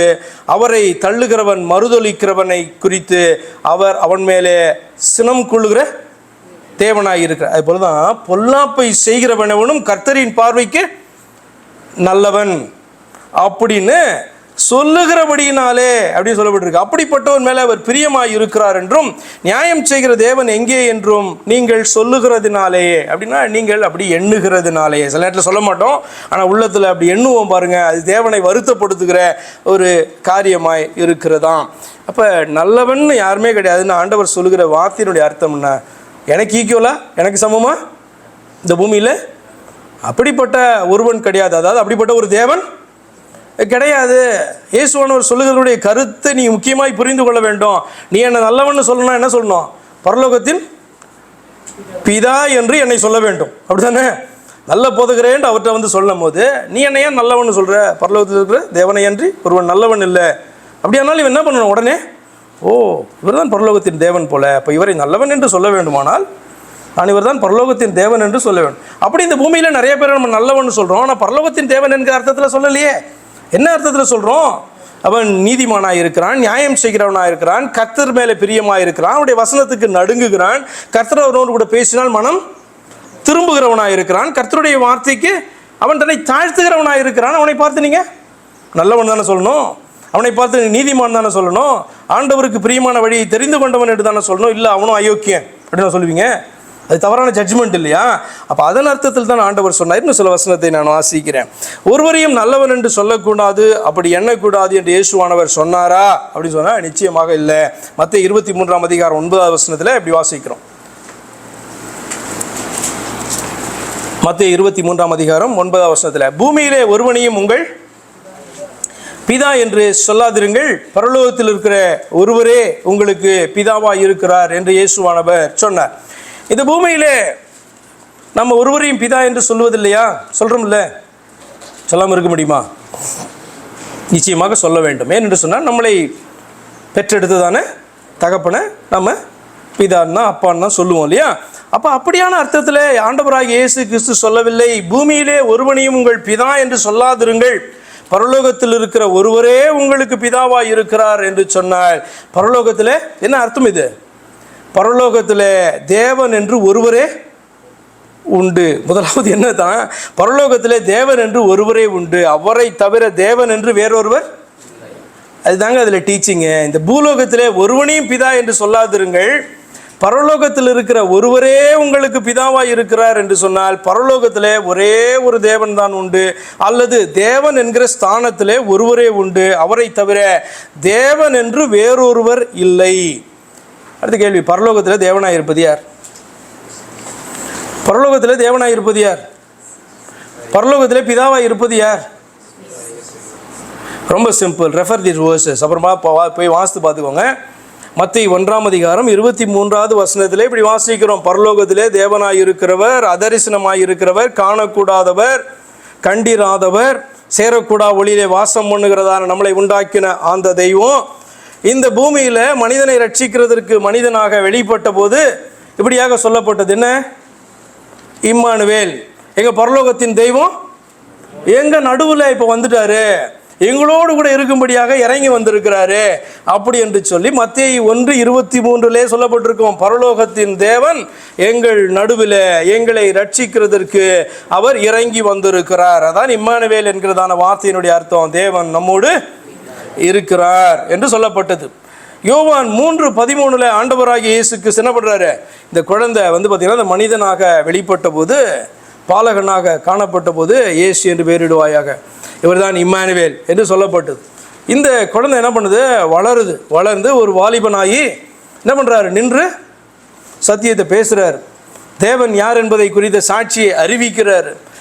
அந்த இடத்துல அவர் சொல்லுகிற காரியம் யோவான் 3:13 பரலோகத்திலிருந்து இறங்கினவரும் பரலோகத்தில் இருக்கிறவருமான மனுஷகுமாரனே அல்லாமல் பரலோகத்துக்கு ஏறினவன் ஒருவனும் இல்லை. இந்த பரலோகத்தில் இப்போ யார் தான் தேவனாக உங்களுடைய பிதாவாக இருக்கிறார் என்று சொன்னால் இந்த பூமியில் மனிதனாக நின்று கொண்டு பேசி கொண்டிருக்கிறதான இயேசு கிறிஸ்து என்று சொல்லி இயேசுவானவர் சாட்சி சொல்கிறார். இப்போ இவரை கொடுக்குற சாட்சியை யார் கொள்ளுவார்கள் என்று சொன்னால் அதற்கு பின்பு பார்த்திங்கன்னா மனிதர்கள் அவரை குறித்து சாட்சி கொடுக்குறாங்க. 1 கொரிந்தியர் 15:47 இப்படிப்பட்ட ஒரு சாட்சியை நம்ம வாசிக்கிறோம். என்ன வாசிக்கிறோம் என்று சொன்னால், இந்த தேவன் மனிதனை இந்த பூமியிலிருந்து உண்டாக்கினார், அவன் பேர் ஆதாம். ஆனால் உண்டாக்கினதான இதே தெய்வம் 2ஆம் மனுஷனாக அந்த வானத்திலிருந்து பரலோகத்திலிருந்து இறங்கி வந்தார். இதான் வாசிக்கிறோம். 2ஆம் மனுஷன் வானத்திலிருந்து வந்த. எதுக்கு இதெல்லாம் வாசிக்கிறோம்? பரலோகத்தில் தேவனாக இருப்பது யார்? ஏனென்று சொன்னால் பரலோகத்தில் ஒரே ஒருவர் தான் தேவன் என்கிற ஸ்தானத்தில் இருக்கிறாரு, அவரை அன்றி வேறொரு தேவன் இல்லை என்கிறதை தான் வாசித்து கொண்டிருக்கிறோம். அவர் யார் என்று சொன்னால் மத்தேயு 1:23 சொல்லுது, அவருடைய பேர் இயேசு கிறிஸ்து, தேவன் மனுஷனாக நம்ம மத்தியிலே வந்தார். யோவான் 3:13 இயேசுவானவரே சாட்சி கொடுக்குறாரு, நான் பூமியிலே மனிதனாக நின்று கொண்டு இருக்கும் போதே பரலோகத்தில் தேவனாக வீட்டு இருக்கிறேன், உங்கள் பிதா என்று அழைக்கப்படுவது நான் தான் இயேசுவானவர் சொன்னார். அவர் சொல்றதை கேட்க மாட்டோம், சரி பவுல் சொல்றதையாவது கேளு. 1 கொரிந்தியர் 15:47 இரண்டாம் மனுஷன் வானத்திலிருந்து பரலோகத்திலிருந்து இறங்கி வந்ததானே கர்த்தர். 1 தீமோத்தேயு 3:16 இன்னும் கொஞ்சம் விளக்கமாக பவுல் வந்து எக்ஸ்பிளைன் பண்ண ட்ரை பண்ணுறாரு. என்ன அப்படின்னு சொன்னால், தேவன் ஒருவர் உண்டு, ஒரே தேவன் தான் உண்டு, அந்த தேவன் மாம்சத்தில் மனுஷனாக வெளிப்பட்டார் அப்படின்ட்டு பவுல் சொல்கிறாரு. இதெல்லாம் வந்து பார்த்தீங்க அப்படின்னு சொன்னால் நிறைய பேர் வந்து ஏற்றுக்கொள்ள மாட்டாங்க. நீங்கள் எல்லாம் ஏற்றுக்கொண்டு இருக்கிறீங்க, ஆனாலும் ஏன் சொல்கிறேன், நீங்கள் போய் மற்றவங்களுக்கு கேட்டால் சொல்லணும். எப்படி நம்பக்கூடாது, இயேசுவானவர் சொன்னார், இப்படி நம்பாதே இப்படி விசுவாசிக்கான்னு சொன்னார். நான் பிதாவிலும் பிதா என்னிலும் இருக்கிறத விசுவாசிக்கணும், நான் பிதாவிலும் பிதா என்னிலும் இருக்கிறத நீங்கள் நம்பணும் அப்படின்ட்டு இயேசுவானவர் சொன்னார். அப்படியானால் என்ன விசுவாசிக்க கூடாது, நம்பக்கூடாதுன்னு சொன்னார்னா, பிதா வேறொருவர் என்று நம்பாதே, பிதா வேறொருவர் என்று பிரசங்கம் பண்ணாதே, பிதா வேறொருவர் என்று விசுவாசிக்காதே, நீ ரட்சிக்கப்பட முடியாது என்பதை தான் ஆண்டவராகிய இயேசுக்கு சொல்லிக் கொடுத்தார். நான் பிதாவிலும் பிதா என்னிலும் என்று சொன்னால், நீங்கள் ரெண்டு பேர் பார்க்குறீங்களே, இது 2 பேர் கிடையாது, இது ஒருத்தர் தான், கொஞ்சம் கண்ணை தர அப்படின்னு ஆண்டவராகிய இயேசுக்கு சொல்லிக் கொடுத்தார். சரி, ஓகே. நல்லவர்களாக தம்முடைய பிள்ளைகள் இருக்க வேண்டும் என்பது தேவனுடைய ஆலோசனை. நல்லவர்களாக தம்முடைய பிள்ளைகள் இருக்க வேண்டும் என்பது தேவனுடைய ஆலோசனை. தீத்து 2ஆம் அதிகாரம் 5வது வசனத்தை உதாரணத்துக்கு நான் வாசிக்கிறேன். தீத்து 2ஆம் அதிகாரம் 5வது வசனம். தெளிந்த புத்தியுள்ளவர்களும் கற்புள்ளவர்களும் வீட்டில் தரித்திருக்கிறவர்களும் நல்லவர்களும் தங்கள் புருஷருக்கு கீழ்ப்படி. இப்படி வந்து பார்த்தீங்கன்னா ஸ்திரீகளை குறித்து சொல்லிகிட்டே போகுது. அதில் வந்து பார்த்தீங்கன்னா நல்லவர்களாக இருக்கணும்னு சொல்லப்பட்டிருக்கு. ஸ்திரீகள் நல்லவர்களாக இருக்கணும், தெளிந்த புத்தி உள்ளவர்களாக இருக்கணும், கற்புள்ளவர்களாக இருக்கணும், வீட்டிலே தரித்திருக்கிறவர்களாக இருக்கணும், இப்படிலாம் சொல்லப்பட்டிருக்கு. அப்போ ஆண்டவர் மனுஷன் நல்லவனே கிடையாதுன்னா நல்லவனாகவே இருக்கவே முடியாது அப்படின்னு சொன்னால், எதற்காக நல்லவனாக இரு அப்படின்னு சொல்லணும்? என்ன நினைக்கிறீங்க? இல்லை, இது வீட்டில் தரித்திருக்கிற ஸ்திரீகளுக்காக சொல்லப்பட்டது அப்படின்னா, அவர் வந்து பார்த்திங்கன்னா ஆலோசனை வேளையில் பவுல் வந்து தீமோத்தேயுக்கு சொன்னதை ஒன்று வாசித்தார்ல, அது என்ன, உன் இளைய வயதை குறித்து ஒருவரும் உன்னை அசட்டை பண்ணாதபடிக்கு நீ உன்னுடைய வார்த்தையிலும் உன்னுடைய நடக்கையிலும், வசனம் மறந்துச்சா, கற்பிலும். அப்போ பெண்களுக்கு மாத்திரம் அல்ல, வீட்டிலே தரித்திருக்கிற பெண்கள் மாத்திரம் கற்புள்ளவர்களாக தெளிந்த புத்தி உள்ளவர்களாக நல்லவர்களாக இருக்க வேண்டும். வெளியிலே போகிறதான ஆண்கள் எப்படி வேணா இருக்கலாம், கோயில் மாடு மாதிரி சுற்றலாம் அப்படி சொல்லப்பட்டிருக்கா? இல்லையே. தீமோத்தேயுக்கு மிக தெளிவாக இதே காரியம் தானே சொல்லப்பட்டிருக்கு. நல்லவனாரு, உன் வார்த்தை சுத்தமாக இருக்கட்டும், நீ எப்படி பண்ணணும், கற்புள்ளவனாக காணப்படு, மற்றவர்களுக்கு முன்பாக முன்மாதிரி உள்ளவனாக. அப்போ ஆண்களுக்கும் சரி பெண்களுக்கும் சரி நல்லவர்களாக இருக்க வேண்டும் என்கிறதான காரியம் சொல்லப்பட்டு இருக்கிறது அல்லவா? நல்லவனாக இருக்க முடியாத ஒருவன் என்று சொன்னால் ஆண்டவராகிய இயேசு கிறிஸ்து எதற்காக நல்லவனாயிரு, தெளிந்த புத்தி உள்ளவனாயிரு அப்படின்னு எதற்கு சொல்ல வேண்டும்? அப்போ இது ஆண்டவர் விரும்புகிறதான காரியம். நல்லவர்களாக தெளிந்த புத்தி உள்ளவர்களாக கற்புள்ளவர்களாக இருக்க வேண்டும் என்று ஆண்டவர் விரும்புகிறதான காரியம் தான் வேதத்திலே சொல்லப்பட்டு இருக்கிறது, அது எழுதப்பட்டு இருக்கிறது. சரி, இப்படி நான் சொல்கிறேன், பிசாசனுடைய பிள்ளைகளாக மாறி இருந்ததான மனுபுத்திரராகிய நம்மை தம்முடைய பிள்ளைகளாக மாற்றினார். எத்தனை பேர் நீங்கள் முதலாவது நம்புறீங்க நாங்கள் பிசாசனுடைய பிள்ளைகளாக இருந்தோம் ஒரு காலத்துலன்ட்டு? அப்படிலாம் கிடையாது. இருந்தோமா? பிசாசனுடைய பிள்ளைகளாக இருந்தோமா? வேதம் அப்படி தான் சொல்லுது. நீங்கள் ஏற்றாலும் ஏற்றுக்கொள்ளலைனாலும் பிசாசனுடைய பிள்ளைகளாக இருந்தோம் என்று வேதம் சொல்லுகிறது. எபேசியர் 5:8 வாசிக்கிறோம். அதனால தான் பிசாசின் பிள்ளைகளாக மாறியிருந்த மனுபுத்திரராகிய நம்மை தம்முடைய பிள்ளைகளாக அவர் மாற்றினார் என்று. எபேசியர் 5:8 வாசிக்கிறோம். முற்காலத்திலே நீங்கள் அந்தகாரமாய் இருந்தீர்கள். அர்த்தம் என்ன? அந்தகாரமாய் இருந்தீர்கள்னா, அந்தகாரமாய் இருந்தீர்கள்னா இருளிலே காணப்பட்டீர்கள், அல்லது டார்க்காக இருந்தீங்க. லைட்டாக இருந்தீங்கன்னா, லைட்னா என்ன அர்த்தம்? வெளிச்சமாக இருந்தீங்க. அந்தகாரமாக இருந்தீங்கன்னா ரெண்டும் ஆப்போசிட்டாக இல்லையா? லைட்னா யார்? லைட்னா காடு.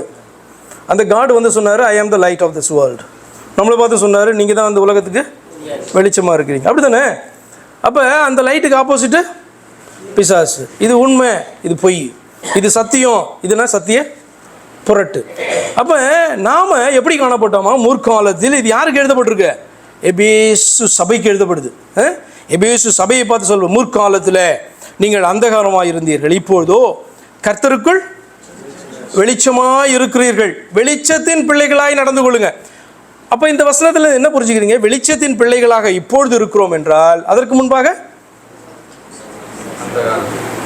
பிசாசின் பிள்ளைகளாக இருந்தாங்க. வாயுவில் வரமாட்டேன், பிசாசின் பிள்ளைகளாக இருந்தான். சரி, இன்னும் டவுட்டாக இருந்தேன். எபேசியர் 1ஆம் அதிகாரத்தில் முதல் 2 வசனங்களை வாசிக்கலாம். எபேசியர் 2 முதல் 2 வசனங்கள். அக்கிரமங்களினாலும் பாவங்களினாலும் மரித்தவர்களாயிருந்த உங்களை உயிர்ப்பித்தார். அவைகளில் நீங்கள் முற்காலத்திலே இவ்வுலக வழக்கத்திற்கு ஏற்றபடியாகவும் கீழ்ப்படியாமையின் பிள்ளைகளிடத்தில் இப்பொழுது கிரியை செய்கிற ஆகாயத்து அதிகார பிரபுவாகிய ஆவிக்கேற்றபடியாகவும் நடந்து கொண்டீர்கள்.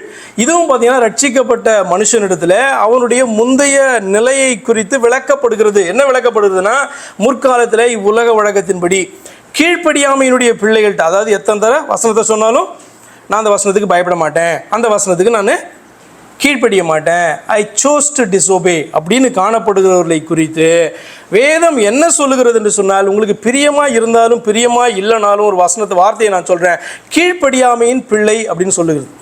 எப்போ உன்னை பார்த்து தைரியமாக நீ மனம் திரும்பி அவரை ஏற்றுக்கொள்ளும் போது தேவனுடைய பிள்ளை என்று சாட்சி கொடுக்கிறதோ, அதே வேதம் உன்னை பார்த்து நீ கீழ்ப்படியில, வசனத்துக்கு நான் கீழ்ப்படிய மாட்டேன் அப்படின்னு முரட்டாட்டம் பண்ணுகிறேன்னா உன்னை பார்த்து ஒரு சாட்சியை கொடுக்கு, நீ கீழ்ப்படியாமையின் பிள்ளை. கீழ்ப்படியாமையின் பிள்ளைன்னா என்ன நினைக்கிறீங்க? பிசாசனுடைய பிள்ளை, அவ்வளோதான், பிசாசனுடைய பிள்ளை. இப்பொழுது கிரியை செய்து வருகிற ஆகாயத்து அதிகார பிரபுவாகிய ஆவிக்கேற்றபடியும் நடந்து கொண்டீர்கள். அப்போ கீழ்ப்படியாமையின் பிள்ளை, ஒரு மனுஷன் கீழ்ப்படிய மாட்டேன்னு முரட்டாட்டம் பண்ணுகிறான் என்று சொன்னால் அவனை குறித்து வேதம் பார்த்தீங்கன்னா முடிஞ்ச அளவுக்கு டீசெண்டாக சொல்லுது. என்ன அப்படின்னா, இப்போது கிரியை செய்து வருகிற ஆகாயத்து பிரபுவாகிய அதிகார பிரபுவாகிய ஆவிக்கேற்றபடியும் நடந்து கொண்டீர்கள். அப்போ ஒரு ஆவியை நடத்துதான். என்னன்னா, ஒரு மனுஷன் முரட்டாட்டம் பண்ணுறான், கீழ்ப்படிய மாட்டேன்றான், அல்லது வசனத்துக்கு நடுங்குகிறதான இருதயமே இல்லை அப்படின்னா அவனை ஒரு ஆவி நடத்துகிறது. அது என்ன ஆவி என்று சொன்னால், ஆகாயத்து அதிகார பிரபுவாகிய ஆவிக்கேற்றபடி நடந்து கொண்டீர்கள். இப்போ உங்களெல்லாம் யார் நடத்துகிறா? என்ன யார் நடத்துகிறா? என்ன நம்புகிறோம்? தேவன் நடத்துகிறாரு நம்புறீங்களா? தேவன் நம்மளை நடத்துகிறான்னு உங்களுக்கு நம்பிக்கை இருக்கா இல்லையா? நம்மளை பிசாசும் நடத்த முடியும்னு உங்களுக்கு நம்பிக்கை இருக்கா இல்லையா? நடத்த முடியுமா, நடத்த முடியாதா?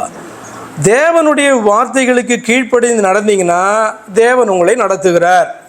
தேவனுடைய வார்த்தைக்கு நான் கீழ்ப்படிய மாட்டேன், முரட்டாட்டம் பண்ணுவேன் அப்படின்னு சொன்னால் வேதம் ரொம்ப அழகாக சொல்லுது, கீழ்ப்படியாமையின் பிள்ளைகளிடத்தில் கிரியை செய்கிற அந்த ஆவி, அதாவது பிசாசனுடைய ஆவி உன்னிடத்தில் கிரியை செய்து கொண்டு அது உங்களை நடத்துகிறது அப்படின்னு சொல்லுது. என்ன சொல்ல வருகிறேன்? பிசாசின் பிள்ளைகளாக மாறியிருந்த, தேவ பிள்ளைகளாக தான் உண்டாக்கப்பட்டோம் மனுக்குலம். ஆனால் பிசாசின் பிள்ளைகளாக மாறியிருந்த மனுபுத்திரரை தமது பிள்ளையாக ஆண்டவர் என்ன பண்ணார்? அப்போ சிருஷ்டிப்பில் செய்ய வேண்டிய அதே அதிசயத்தை அவர் ரட்சிப்பிலும் செய்தாக வேண்டும் அல்லவா? சிருஷ்டிப்பிலே செய்ததான சிருஷ்டித்த அதே பிதாவாகிய தெய்வம் ரட்சிப்பிலையும் அந்த காரியத்தை செய்ய வேண்டும் அல்லவா? ஆனால் நீ சொல்கிற துணிவா செஞ்சவர் வேற ஒருத்தர், வேற ஒரு அப்பா இந்த விஷயத்தை என்ன பண்ணிட்டாரு? பூமியில் மனுஷனாக பண்ணிட்டாருன்னு சொல்லி கொண்டு இருந்தால் ஆண்டவராக இயேசுக்கு சொல்கிறார், நான் பிதாவிலும் பிதா என்னிலும் இருக்கிறத நம்பு, நம்பு, மனக்கண் திறக்கப்பட்டவனாக நம்பு அப்படின்ற ஆண்டவர் சொல்லி கொடுத்தார். சரி, ஓகே. பாவிகளாகிய இருந்த நம்மை ஆண்டவர் பரிசுத்தராக மாற்றினார், அப்படித்தானே? 1 பேதுரு 1:15 இப்படி வாசிக்கிறோம், உங்களை அழைத்தவர் பரிசுத்தராய் இருக்கிறது போல நீங்களும் உங்கள் நடக்கைகள் எல்லாவற்றிலும் பரிசுத்தராய். ஒரு சாதாரண மனிதனாக, ரட்சிக்கப்படாத மனம் திரும்பாத மனிதனாக நாம் கெட்டவர்கள் தான், ஒரு சந்தேகமே கிடையாது.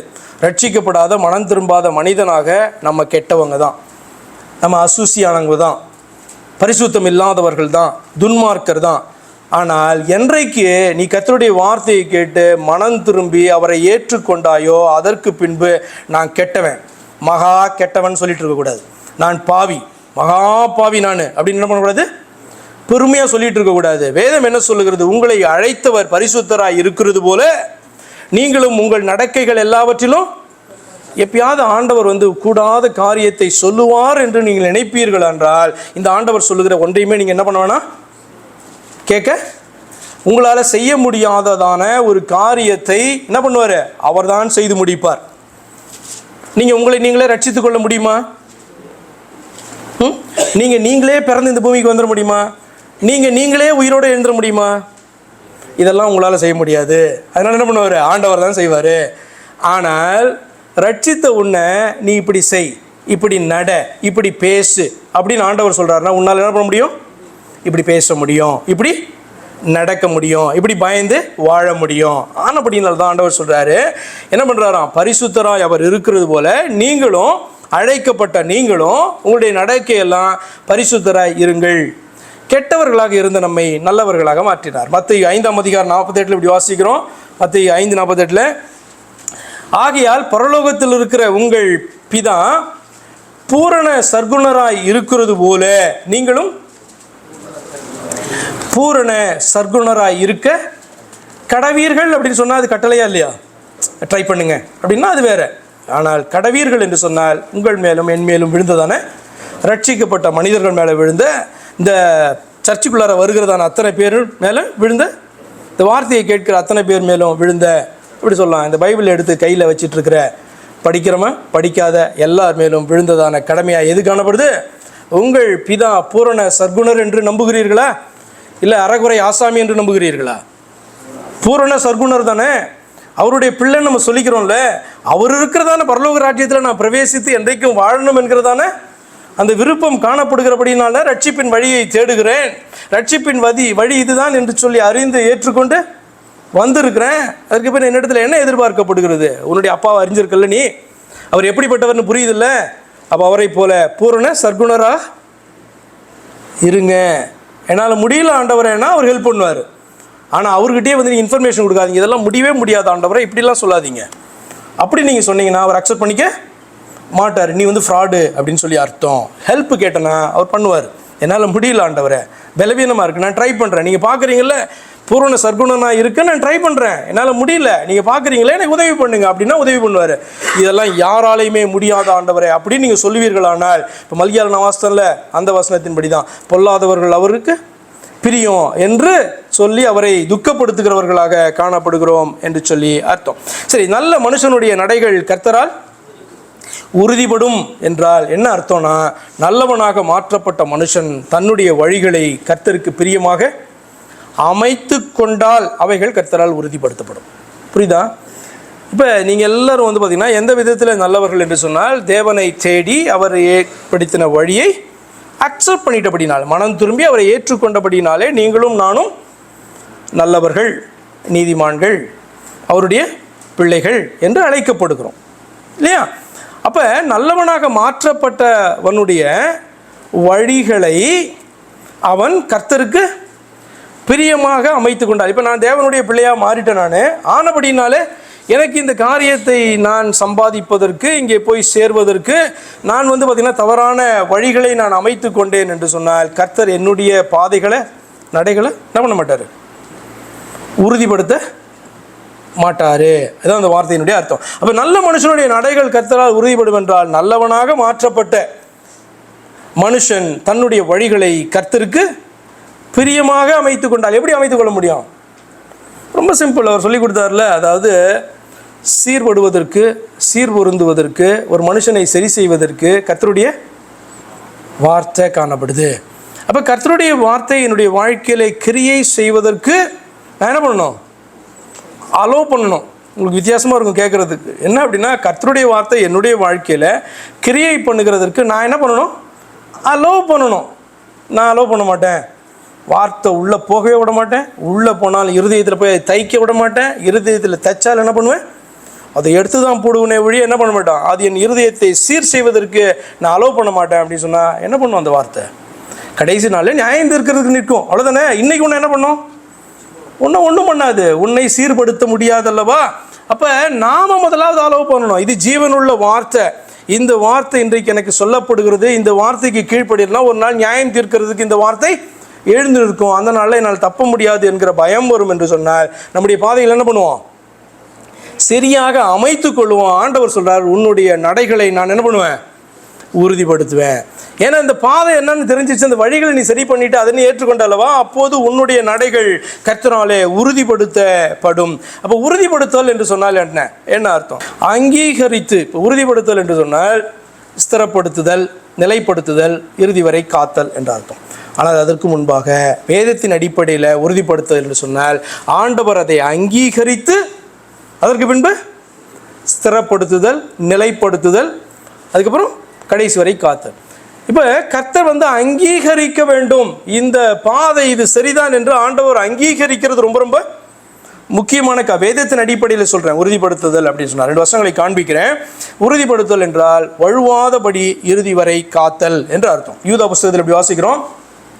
யூதா 1:24, வழுவாதபடி உங்களை காக்கவும் தமது மகிமையுள்ள சன்னிதானத்திலே மிகுந்த மகிழ்ச்சியோடே உங்களை மாசற்றவர்களாய் நிறுத்தவும் வல்லமை உள்ளவர் என்று சொல்லி நம்முடைய இரட்சகராகிய ஆண்டவரை குறித்து யூதா பார்த்தீங்கன்னா தன்னுடைய நிருபத்தில் எழுதுறார். என்ன எழுதுறாருன்னா, வழுவாதபடி உங்களை காக்கவும் தமது மகிமையுள்ள சன்னிதானத்திலே மிகுந்த மகிழ்ச்சியோடே உங்களை மாசற்றவர்களாக நிறுத்தவும், உங்களை உங்களுக்காக உங்களுடைய பாவத்தை எல்லாம் மன்னித்து உங்களை ஏற்றுக்கொண்டது மாத்திரமல்ல, உங்களை தொடர்ந்து வழுவாதபடி காத்து தமது சன்னிதானத்தில் நீங்கள் போய் நிற்கும் போது குற்றவாளிகளாக அல்ல, மிகுந்த மகிழ்ச்சியோடு மாசற்றவர்களாக நிறுத்தவும் வல்லமையுள்ளவராக அவர் காணப்படுகிறார் என்று சொல்லப்படுகிறார். அப்படின்னா உறுதிப்படுத்தல் என்றால் வழுவாதபடி இறுதி வரை காத்தல், கடைசி வரைக்கும் என்ற அர்த்தம்.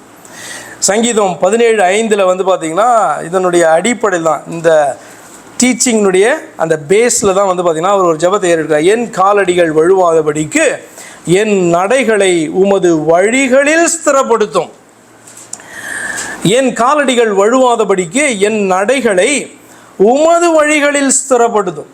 அப்போ நான் தெரிந்து கொள்ளுகிறதான வழிகள் தேவனாலே அங்கீகரிக்கப்பட்டதான வழிகளாக இருக்கணும். அதாவது காட் ஷுட் அப்ரூவ் இட். இப்போ நீங்கள் ஒரு பிளானை போட்டு கொடுத்தீங்கன்னா அந்த பிளான் அப்ரூவ் ஆன பிறகு தானே நீங்கள் என்ன பண்ணுவீங்க? ஒரு ஆர்கிடெக்ட் காணப்படுறாரு, ஒரு பிளானை போட்டு கொடுத்தீங்க அப்படின்னா அப்ரூவ் பண்ணணும்.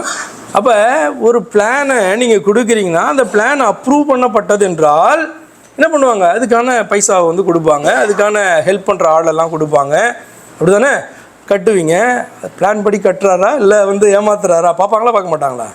அப்போ your ways must be approved by God. முதலாவது உன்னுடைய வழிகள் ஆண்டவரால் என்ன பண்ணணும்? அங்கீகரிக்கப்படும் என்றால் ஆண்டவர் என்ன பண்ணுவார்? அதை உறுதிப்படுத்துவார், நிலைப்படுத்துவார், கடைசி வரைக்கும் காப்பார் என்று சொல்லித்தான் வேத வார்த்தை சொல்கிறது. நம்ம என்ன பண்ணக்கூடாது? நான் ஆண்டவருடைய பிள்ளையாக மாறிட்டேன், ஆனபடினாலே நான் செய்கிறதெல்லாம் வாய்க்கும், அப்படிலாம் பைபிளில் இல்லை, அப்படிலாம் வேதத்தில் இல்லை. சரி, உறுதிப்படுத்தல் என்றால் நிலைப்படுத்தி மீண்டும் விழாமல் காத்தல். நிலைப்படுத்தி மீண்டும் விழாமல் காத்தல். ஒரு வசனத்தை வாசிக்கலாம். சங்கீதம் 40:2. சங்கீதம் 40:2. பயங்கரமான குழியிலும் உளையான சேற்றிலும் இருந்து என்னை தூக்கி எடுத்து என் கால்களை கண்மலையின் மேல் நிறுத்தி என் அடிகளை உறுதிப்படுத்தி. இது நீங்கள் வாசிக்கிறீங்க. தேவன் என்ன பண்ணார்? மனிதனாக வெளிப்பட்டு ரட்சிப்பின் ரகசியத்தை சொல்லிக் கொடுத்தார், வெளியரங்கமாக்கினார் ரட்சிப்பின் ரகசியத்தை. கண்மலையின் மேல் நிறுத்தப்படுவது, நம்முடைய கால்கள் கண்மலையின் மேல் நிறுத்துவதுன்னா உங்களுக்கு தெரியும் என்ன அப்படின்னா, சத்தியத்தின் மேலே. கண்மலை என்றால் இயேசு கிறிஸ்துவை குறிக்குது. இயேசு கிறிஸ்துவான ரட்சிப்பை குறித்து பேசினதானே உபதேசத்தை, கிறிஸ்துவின் உபதேசத்தை குறிக்குது. அப்போ கண்மலையின் மேல் தன் வீட்டை கட்டினவன் என்று சொன்னால் தன்னுடைய விசுவாசத்தை அமைத்து கொண்டவன் என்று சொல்லி அர்த்தம். அப்படிப்பட்டவன் நியாய தீர்ப்பின் நாளில் என்ன பண்ண முடியும்? வெள்ளம் போல பிசாசு வந்தாலும் சரி, நியாய தீர்ப்பின் நாளில் என்னதான் காரியங்கள் விரோதமாக எழும்பினாலும் சரி, அவனுடைய கால்கள் கண்மலையின் மேலே இருக்கிறபடினால், அவனுடைய வீடு கண்மலையின் மேலே கட்டப்பட்டு இருக்கிறபடினால், அதாவது அவனுடைய கிறிஸ்தவ விசுவாசம் கிறிஸ்துவின் மேலே இருக்கிறபடினாலே அது அசையாது, அது நிற்கும், அழியாது என்று ஆண்டவர் கற்றுக் கொடுத்தார். அப்படி தானே இந்த வார்த்தை என்ன சொல்லுகிறது? பயங்கரமான குழியிலும் உளையான சேற்றிலும் இருந்து என்னை தூக்கி எடுத்து. அப்படியானால் இந்த உலகத்திலிருந்து ஆண்டவர் என்னை தூக்கி எடுத்து, முன்னாடி பிசாசினுடைய பிள்ளையாக மாறியிருந்த ஒரு மனுஷன் பிசாசினுடைய பிள்ளையாக மாறுவது ஆண்டவருக்கு பிரியமா? ஆதாமும் ஏவாளும் பிசாசினுடைய பிள்ளைகளாக மாறுவது, அவர்கள் பிசாசு பிள்ளையாக மாறினாங்களா? மாறினாங்க. என்ன அப்படின்னா, நம்ம வாஸ்தவத்தில் ஆகாயத்து பிரபுவாகிய ஆவியின்படி நடத்தப்படுகிற இருளினுடைய பிள்ளைகளாக. என்ன அர்த்தம் அப்படின்னா, ஆண்டவருடைய வார்த்தை, அவருடைய தகப்பனுடைய வார்த்தையை தள்ளிட்டு இந்த பக்கம் ஒருத்தன் வந்து ஏமாத்தருக்கு வார்த்தையை சொன்னால் அதை என்ன பண்ணாங்க, நம்பி அந்த ஆகாயத்து பிரபுவாகிய இந்த பிரபஞ்சத்தின் தேவனுடைய வார்த்தைக்கு அவர்கள் செவி கொடுத்து நடந்தபோது அந்த ஆவியினால் நடத்தப்பட்டார்கள் என்று அர்த்தம். அப்படின்னு என்ன அர்த்தம்? ஆண்டவருடைய பிள்ளைகளை இப்படி எடுத்துகிட்டு இவன் என்ன சொல்கிறான், என்னுடைய பிள்ளைங்க இவங்க அப்படின்றான். இப்படியாக தான் மனுக்குலம் விழுந்து போனது. அப்போ பிசாசின் பிள்ளைகளாக மாற்றப்பட்டிருந்ததானவர்களை ஆண்டவர் வந்து என்ன பண்ணார், கீழே இறங்கி வந்து தன்னுடைய ரத்தத்தை சிந்தி விலைக்கிரயத்தை கொடுத்து வாங்கினார். தீஸ் ஆர் மை சில்ட்ரன், என் சொந்தமான ஜனம், என்னுடைய சொந்த ஜனங்கள் என்று சொல்லி என்ன பண்ணார், விலைக்கிரயத்தை செலுத்தி வாங்கின பிறகும் நான் இன்றைக்கி நான் பிசாசனுடைய பிள்ளை தான், நான் இப்படி தான் இருப்பேன் அப்படி நம்ம சொல்லி கொண்டு இருப்போம் என்று சொன்னால் ஏமாற்றி கொண்டு இருக்கிறோம். வார்த்தை சொல்கிறது, உளையான சேற்றிலிருந்து என்னை தூக்கி எடுத்து என் கால்களை கண்மலையின் மேல் நிறுத்தி, அதாவது பாவத்தில் இருந்த காணப்பட்டதான உன்னை தூக்கி எடுத்து கிறிஸ்துவுக்குள்ளாக கிறிஸ்துவினாலே நீ என்ன பண்ணுற, ரட்சிக்கப்பட்டு வார்த்தை சொல்லு நிறுத்தி என் அடிகளை உறுதிப்படுத்தி. அப்போ உன்னை கண்மலையின் மேலே நிறுத்தி வைக்கிறவர் மாத்திரமல்ல, அங்கேருந்து திரும்ப வழிக்கு விளையான சேற்றில் விடாதபடிக்கு ஆண்டவர் என்ன பண்ணுறாராம், என் அடிகளை உறுதிப்படுத்தி. அப்போ உறுதிப்படுத்தி அப்படின்னு சொன்னால் என்ன அர்த்தம் அப்படின்னு சொன்னால், நம்மளை விடுதலையாக்கி அவருக்குள்ளாக நிறுத்துகிறது மாத்திரமல்ல, நீ அவரை பிடித்து கொண்டு இருப்பாயானால், நீ அவரை நம்பி ஜீவிப்பாயானால் திரும்ப என்ன பண்ண மாட்டார், கிறிஸ்துவிலிருந்து நீ வழிக்கு விழுந்து திரும்ப பிசாசின் பிள்ளையாக மாறுகிறதற்கு என்ன பண்ண மாட்டார், விடமாட்டார், உறுதிப்படுத்துவார். அதான் இந்த வார்த்தை சொல், என் கால்களை கண்மலையின் மேல் நிறுத்தினது மாத்திரமல்ல, என்னை ரட்சித்தது மாத்திரமல்ல, என்னை விடுதலை ஆக்கினது மாத்திரமல்ல, திரும்பவும் உளையான சேற்றில் நான் திரும்பவும் விழாதபடிக்கு என் அடிகளை உறுதிப்படுத்துகிறதான தேவன். அப்போ உறுதிப்படுத்துகிறது என்றால் வேதத்தின் அடிப்படையில் நிலைப்படுத்தி மீண்டும் விழாமல் காக்கிறதான ஒரு காரியத்தை குறித்து அது பேசுகிறது. உன் வழிகள் கர்த்தருக்கு பிரியமானதா என்பதில் உனக்கு சந்தேகம் உண்டானால் என்ன செய்ய வேண்டும்? இப்படி நிறைய நமக்கு தோணும்ல. வழிகள் என்று சொன்னால் என்ன அர்த்தம்? ரட்சிக்கப்பட்ட மனிதன் அதற்கு பின்பாக இந்த பூமியில் எத்தனையோ வருஷங்கள் அவன் வாழப்போகிறான். இந்த பூமியிலே வாழ்ந்து கொண்டிருக்கிற நாட்களில் அவன் வந்து பார்த்திங்கன்னா ஒவ்வொரு காரியத்தையும் செய்கிறதற்கு அவன் தெரிந்து கொள்ளுகிறதான பாதைகள், அப்படி தானே, அவன் தெரிந்து கொள்ளுகிறதான பாதைகள், செயல்கள், திட்டங்கள் எல்லாமே.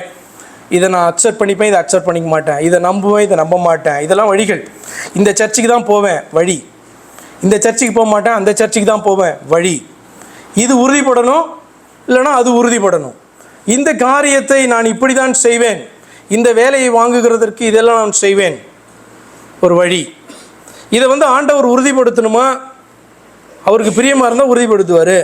இல்லை இவன் என்னுடைய பிள்ளை ஆனபடினால நான் உறுதிப்படுத்திடுவேன் அப்படி பண்ணுவாரா? ஏன்னா ஒரு காரியத்தை செய்யறதுக்கு நீங்கள் என்னென்னமோ விஷயங்கள்லாம் பண்ணுவீங்கல்ல. உதாரணத்துக்கு பொய் சாட்சிகளை ஏற்படுத்துவீங்க, உங்களுக்கு சப்போர்ட்டாக இருக்கவங்கள இது பண்ணி கொண்டு வந்து வைக்கலாம், நிறைய விஷயங்கள் இருக்குல்ல. அப்போ உன்னுடைய வழிகள், நீ தெரிந்து கொண்ட வழிகள், நீ சாதிக்க விரும்புகிற காரியங்கள், அவைகள் கர்த்தருக்கு பிரியமாக இருக்கும் பொழுது ஆண்டவர் என்ன பண்ணுறாரு, அதை உறுதிப்படுத்துகிறார் என்று தான் வாசிக்கிறோம். அப்போ எனக்கு ஒரு டவுட் வருது, என்னுடைய வழிகள் ஆண்டவருக்கு பிரியமானதா எனக்கு தெரியலையே அப்படின்றதான ஒரு சந்தேகம் வருமானால் சில காரியங்களை உங்கள் முன்னாடி கொண்டு வந்து நான் முடிக்க விரும்புகிறேன். எந்த ஒரு மனிதனுக்கும் நிச்சயமாக இரண்டில் ஒரு முடிவு உண்டு.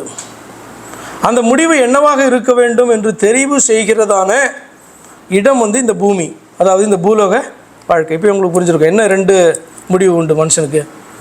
எல்லா மனுஷனுக்கும், இந்த பூமியில் பிறந்த எல்லா மனுஷனுக்கும் இரண்டு முடிவு உண்டு.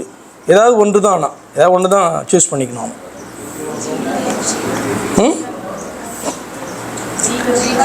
கரெக்டு. இவ்வளோ நேரம் எடுத்ததுலேருந்து நீங்கள் புரிஞ்சு கொண்டிருப்பீங்க என்ன அப்படின்னா, எல்லா மனுஷனுக்கும் ஒரு முடிவு உண்டு.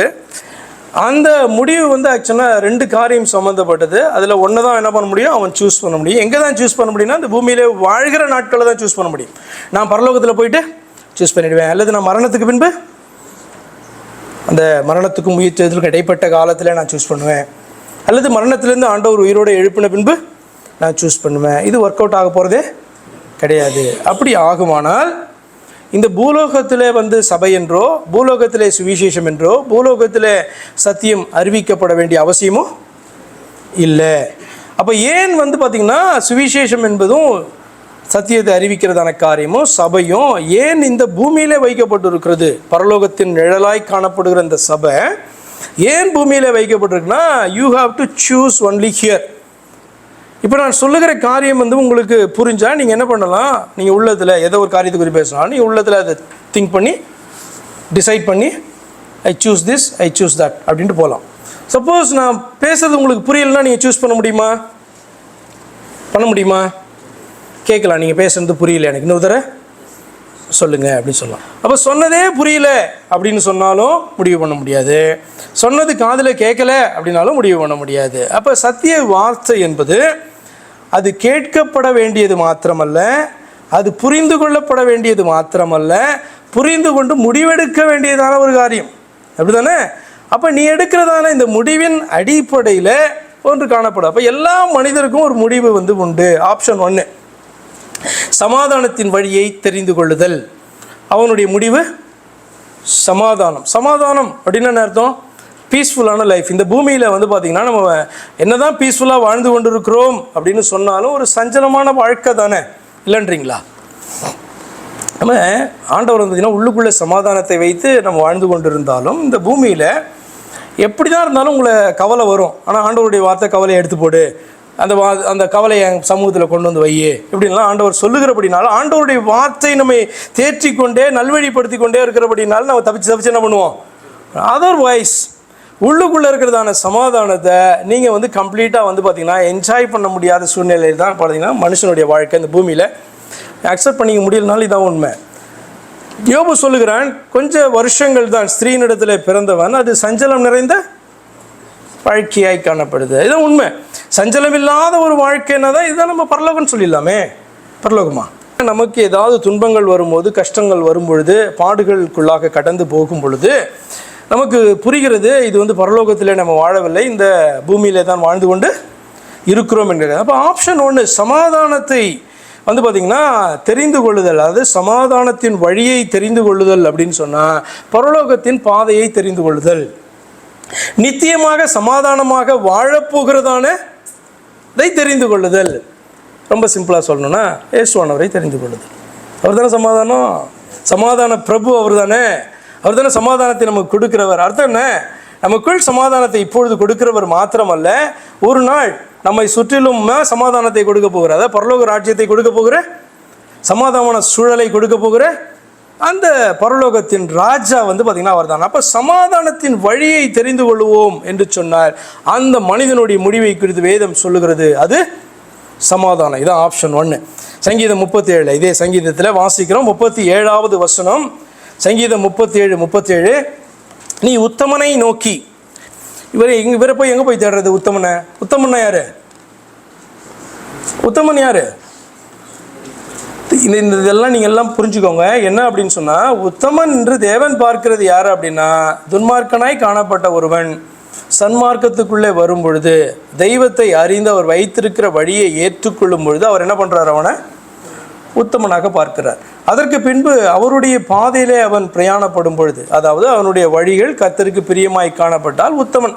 அவனை குறித்து கடைசியில் ஆண்டவர் சொல்கிறாரு, இவன் வந்து உண்மையும் உத்தமுமான மனுஷன், மனுஷி, ஊழியக்காரன், வா எஜமானுடைய சந்தோஷத்தில் எப்பொழுதும் சமாதானமாய் காணப்படுகிற அந்த சூழலுக்குள் பிரவேசி வா அப்படின்னு ஆண்டவர் சொல்லுகிறதான காரியம். உத்தமன்னா என்ன அர்த்தம்? பொல்லாதவனாக, துன்மார்க்கனாக, பாதை அறியாதவனாக, எந்த பக்கம் போகிறது என்று புரியாதவனாக வாழ்ந்து கொண்டிருந்ததான பேட் ஃபெலோ ஆண்டவருடைய வார்த்தையை கேட்டு குட் ஃபெலோவாக மாறுகிறதான காரியம், அப்ரைட் மனுஷனாக மாறுகிற காரியம் தான் உத்தமன். உத்தமனை நோக்கினா ஆண்டவரை ஏற்றுக்கொண்டு சத்தியத்தை ஏற்றுக்கொண்டதான மனிதனை நோக்கி பார், செம்மையானவனை பார்த்திரு அப்படின்னு அர்த்தம். செம்மையான வழியை ஏற்றுக்கொண்டவனை, அவனை நீ பாரு, உண்மையான வழியை ஏற்றுக்கொண்டவனை பாரு, உண்மையான தெய்வம் யாருன்னு உணர்ந்து ஏற்றுக்கொண்டவனை பாரு. அந்த மனுஷனுடைய முடிவு சமாதானம். அப்படிப்பட்டவன் இந்த பூலோகத்தில் நீ பார்த்து கொண்டு இருக்கும்போது ஒருவேளை பாரு எவ்வளோ ஜோம் பண்ணுறான், கிடைக்கவே மாட்டேங்குது, எவ்வளவு கஷ்டமான நிலையில் இருக்கான், எவ்வளோ தரித்திரத்தில் காணப்படுறான், பாரு அவனுக்கு நடக்கிறதா இவனு நடக்குது, எப்படி இந்த உலகம் என்ன பண்ணலாம் சொல்லிக்கொண்டே இருக்கலாம். ஆனால் இந்த முடிவு என்ன சொல்லுகிறது என்று சொன்னார், உத்தமன் செம்மையான மார்க்கத்தை ஏற்றுக்கொண்ட மனுஷனை பார்த்து கொண்டே இரு, அவனுடைய முடிவு சமாதானம் என்று சொல்லுகிறது. ஆப்ஷன் 2, அக்கிரமத்தின் வழியை தெரிந்து கொள்ளுதல், அவனுடைய முடிவு அழிவு. அக்கிரமத்தின் வழியை தெரிந்து கொள்ளுதல்னா என்ன அர்த்தம்? அக்கிரமத்தின் வழியை தெரிந்து கொள்ளுதல்னா அர்த்தம். முன்னாடி நம்ம பார்த்தோம், தேவனுடைய பிள்ளைகளாக இருந்தவர்கள் பிசாசின் பிள்ளைகளாக மாறின பின்பு ஒன்று அவங்களுக்கு வந்து 2 சாய்ஸ் என்ன காணப்படுது. பிசாசின் பிள்ளைகளாகவே தொடர்ந்து காணப்படலாம். இல்லை என்று சொன்னால் தேவன் வந்து பார்த்தீங்கன்னா திரும்பவும் தன்னுடைய பிள்ளைகளாக மாற்றும்படி ஒரு காரியத்தை இந்த பூமியில் வந்து என்ன பண்ணார் செய்து புத்திர சுவிகாரத்தை தந்து வா திரும்பவும் என்னுடைய பிள்ளைகளை அழைக்கிறேன் என்று சொல்லிட்டார் அல்லவா. அப்போ ஒருவன் அக்கிரமத்தின் பாதையை தெரிந்து கொள்ளுகிறான் என்று சொன்னால் அப்படியே பிசாசின் பிள்ளையாக நான் கண்டினியூ பண்ணிக்கிறான். ஆண்டவரே கொஞ்ச நாள் தானே விட்டுருங்க, என்ன இது நல்லா ஃப்ரீயாக இருக்குது, ஒரு ரெஸ்ட்ரிக்ஷன் கிடையாது, வேத வசனத்தை வாசிக்க வேணாம், கீழ்ப்படிய வேணாம், வசனத்துக்கு நடுங்க வேண்டாம், முரட்டாட்டம் பண்ணாலும் பிசாசு கேட்க மாட்டான். ஆனால் நீரும் வந்து பார்த்தீங்கன்னா சபைக்கு போனால் நான் என்ன சொல்கிறேன்னா அதெல்லாம் கரெக்டாக பாயிண்ட் அவுட் பண்ணி தலையில் குட்டிகிட்டே இருக்கிறீர், இது கம்ஃபர்டபுளாக இல்லை, let me lead my life அப்படின்ட்டு. அக்கிரமத்தின் வழியை தெரிந்து கொள்ளுதல்னா நான் இருக்கிற வண்ணமாகவே இருக்கிறேன், மனம் திருந்த மாட்டேன் என்கிறதான காரியம் அக்கிரமத்தின் வழியை தெரிந்து கொள்ளுதல். அவனுடைய முடிவு என்னவாக இருக்கும்? அதில் வாழ்கிறதை போல காணப்படலாம், மற்ற தேவனுடைய பிள்ளைகளைப் போலவே இருக்கிறதை போல காணப்படலாம். ஆனால் வேதம் தெளிவாய் சொல்லுகிறது அவனுடைய முடிவு அழிவு. அடுத்த வசனம் 37வது அதிகாரத்தில் அந்த 38வது வசனத்தில் பாருங்கள், அக்கிரமக்காரர் ஏகமாய் அழிக்கப்படுவார்கள், அறுப்புண்டு போவதே துன்மார்க்கராய் காணப்படுகிறது வந்து பார்த்தீங்க அப்படின்னு சொன்னால் அல்ல துன்மார்க்கராய் பிறந்தது. பிள்ளை பிறக்கும் போதே துன்மார்க்கனாக பிறகுதா? ஒரு விதத்தில் அப்படி தான். நான் வந்து பாவியாக தான் பிறந்தேன், என் தாய் என்னை பாவத்தில் கற்பம் தரித்தால். தாவீது சொல்லுகிற காரணம் என்னென்னா இப்படிப்பட்டதான மனுக்குலத்தில் தான் நான் என்ன பண்ணியிருக்கேன், பிறந்திருக்கிறேன். அப்போ இப்படியாக இந்த பூமியிலே மனிதனாக பிறந்து வளர்ந்து வரும் பொழுது வந்து பார்த்திங்கன்னா துன்மார்க்கனாக பார்க்கப்படுவது நம்முடைய கண்ட்ரோலில் இல்லை. ஆனால் அதற்கு பின்பாக துன்மார்க்கனாகவே வாழ்வது நம்முடைய கையில் தானே இருக்குது. நீதிமானாக மாறுவதும் அப்படியே நான் இதிலேயே கண்டினியூ பண்ணுவேன் அப்படின்றதும் நம்முடைய கையில் தானே இருக்குது. ஆமாவா இல்லையா? ஆமாம், உங்களுக்கெல்லாம் சத்தியம் அறிவிக்கப்படுகிறது அல்லவா, நீங்களாம் வந்துட்டீங்க. இல்லை நான் வரமாட்டேன் அப்படின்னா உங்களை எப்படி வேதம் பார்க்கும் அப்படின்னு சொன்னால் துன்மார்க்கனாவே கண்டினியூ பண்ண விரும்புகிறான். தொடர்ந்து ஆனால் உங்களுக்கு சத்தியம் அறிவிக்கப்பட்டு கொண்டே இருக்கும். எங்கே சான்ஸ் கிடைக்குதோ உங்களை எங்கே பார்க்குறாங்களோ அப்போலாம் சொல்லிட்டே இருப்பாங்க. என்ன இன்றைக்கி அது வந்துரு, இப்போ அது வந்துரு, சபைக்கு வந்துரு, சத்தியத்துக்கு கீழ்ப்படி, இந்த ஆண்டவரை ஏற்றுக்கொள்ளு அப்படின்னு என்ன பண்ணுவாங்க? இப்படியே இருக்காத, ஓப்பனாக இப்படி பேச மாட்டாங்க. என்னென்னா நீ துன்மார்க்கனாக இருக்க, நீ பாவி வந்து எப்படி சொல்ல மாட்டாங்க, ஏன்னா அடிச்சிடுவீங்க. அதனால் என்ன பண்ணுவாங்க, தொடர்ந்து உங்களுக்கு சொல்ல வேண்டியது சொல்லிட்டே இருப்பாங்க. ஆனால் வேதம் எப்படி பார்க்குறது? துன்மார்க்கனாகவே தன்னுடைய வாழ்க்கை என்ன பண்ணுறான், இவன் துன்மார்க்கனாக பிறந்து துன்மார்க்கனாக வாழ்ந்து கொண்டிருக்கிறான். அப்படி தான் வாழ்கிறோம் எல்லாருமே. ஆனால் ஒரு நாள் நமக்கு நோக்கி சத்தியம் வந்த பொழுது, இப்படி சொல்கிறேனே, கர்த்தர் நம்மை சந்தித்த போது, when God encountered us, அதுதான் வந்து பார்த்திங்கன்னா சுவிசேஷம் நமக்குள்ளாக விதைக்கப்பட்டு அந்த வார்த்தை பேசுகிற நாள் தான் என்கவுண்டரிங் காட். பவுல் வந்து பார்த்திங்கன்னா அவரை சந்தித்தான் அல்லவா, அதே போல தான் நமக்கும் சத்திய வார்த்தை நமக்குள்ளாக போய் அந்த வார்த்தை நம்மோடு கூட பேசும்பொழுது we met Jesus, Lord Jesus. அவர் அப்போ தான் நம்ம சந்திக்கிறோம். அப்போ அவரை சந்திக்கிறதான அந்த வேலையில் நீர் போ, என்கிட்ட இப்படி வந்து பேசினாதான், இல்லை இப்படி உட்காந்து பேசினாதான், இல்லை பக்கத்தில் உட்காந்து பேசினாதான், இல்லை என் காதில் பேசலான்னு சொல்லிட்டு இருக்கக்கூடாது. அவர் எப்படி பேசினார்னா அதே வார்த்தையை பேசுகிறாருன்னு தெரியலையா, சத்தியத்தை பேசுகிறாருன்னு தெரியலையா. அப்போ நான் அக்கிரமான வழியிலே நான் போவேன் என்று சொல்லுகிறதான காரியமாக இருக்குமானால் அதனுடைய முடிவை குறித்து வேதம் சொல்லுகிறது ஆப்ஷன் 2 அவர்கள் அறுப்புண்டு போவார்கள். இதுதான் துன்மார்க்கருடைய முடிவாக காணப்படுகிறது.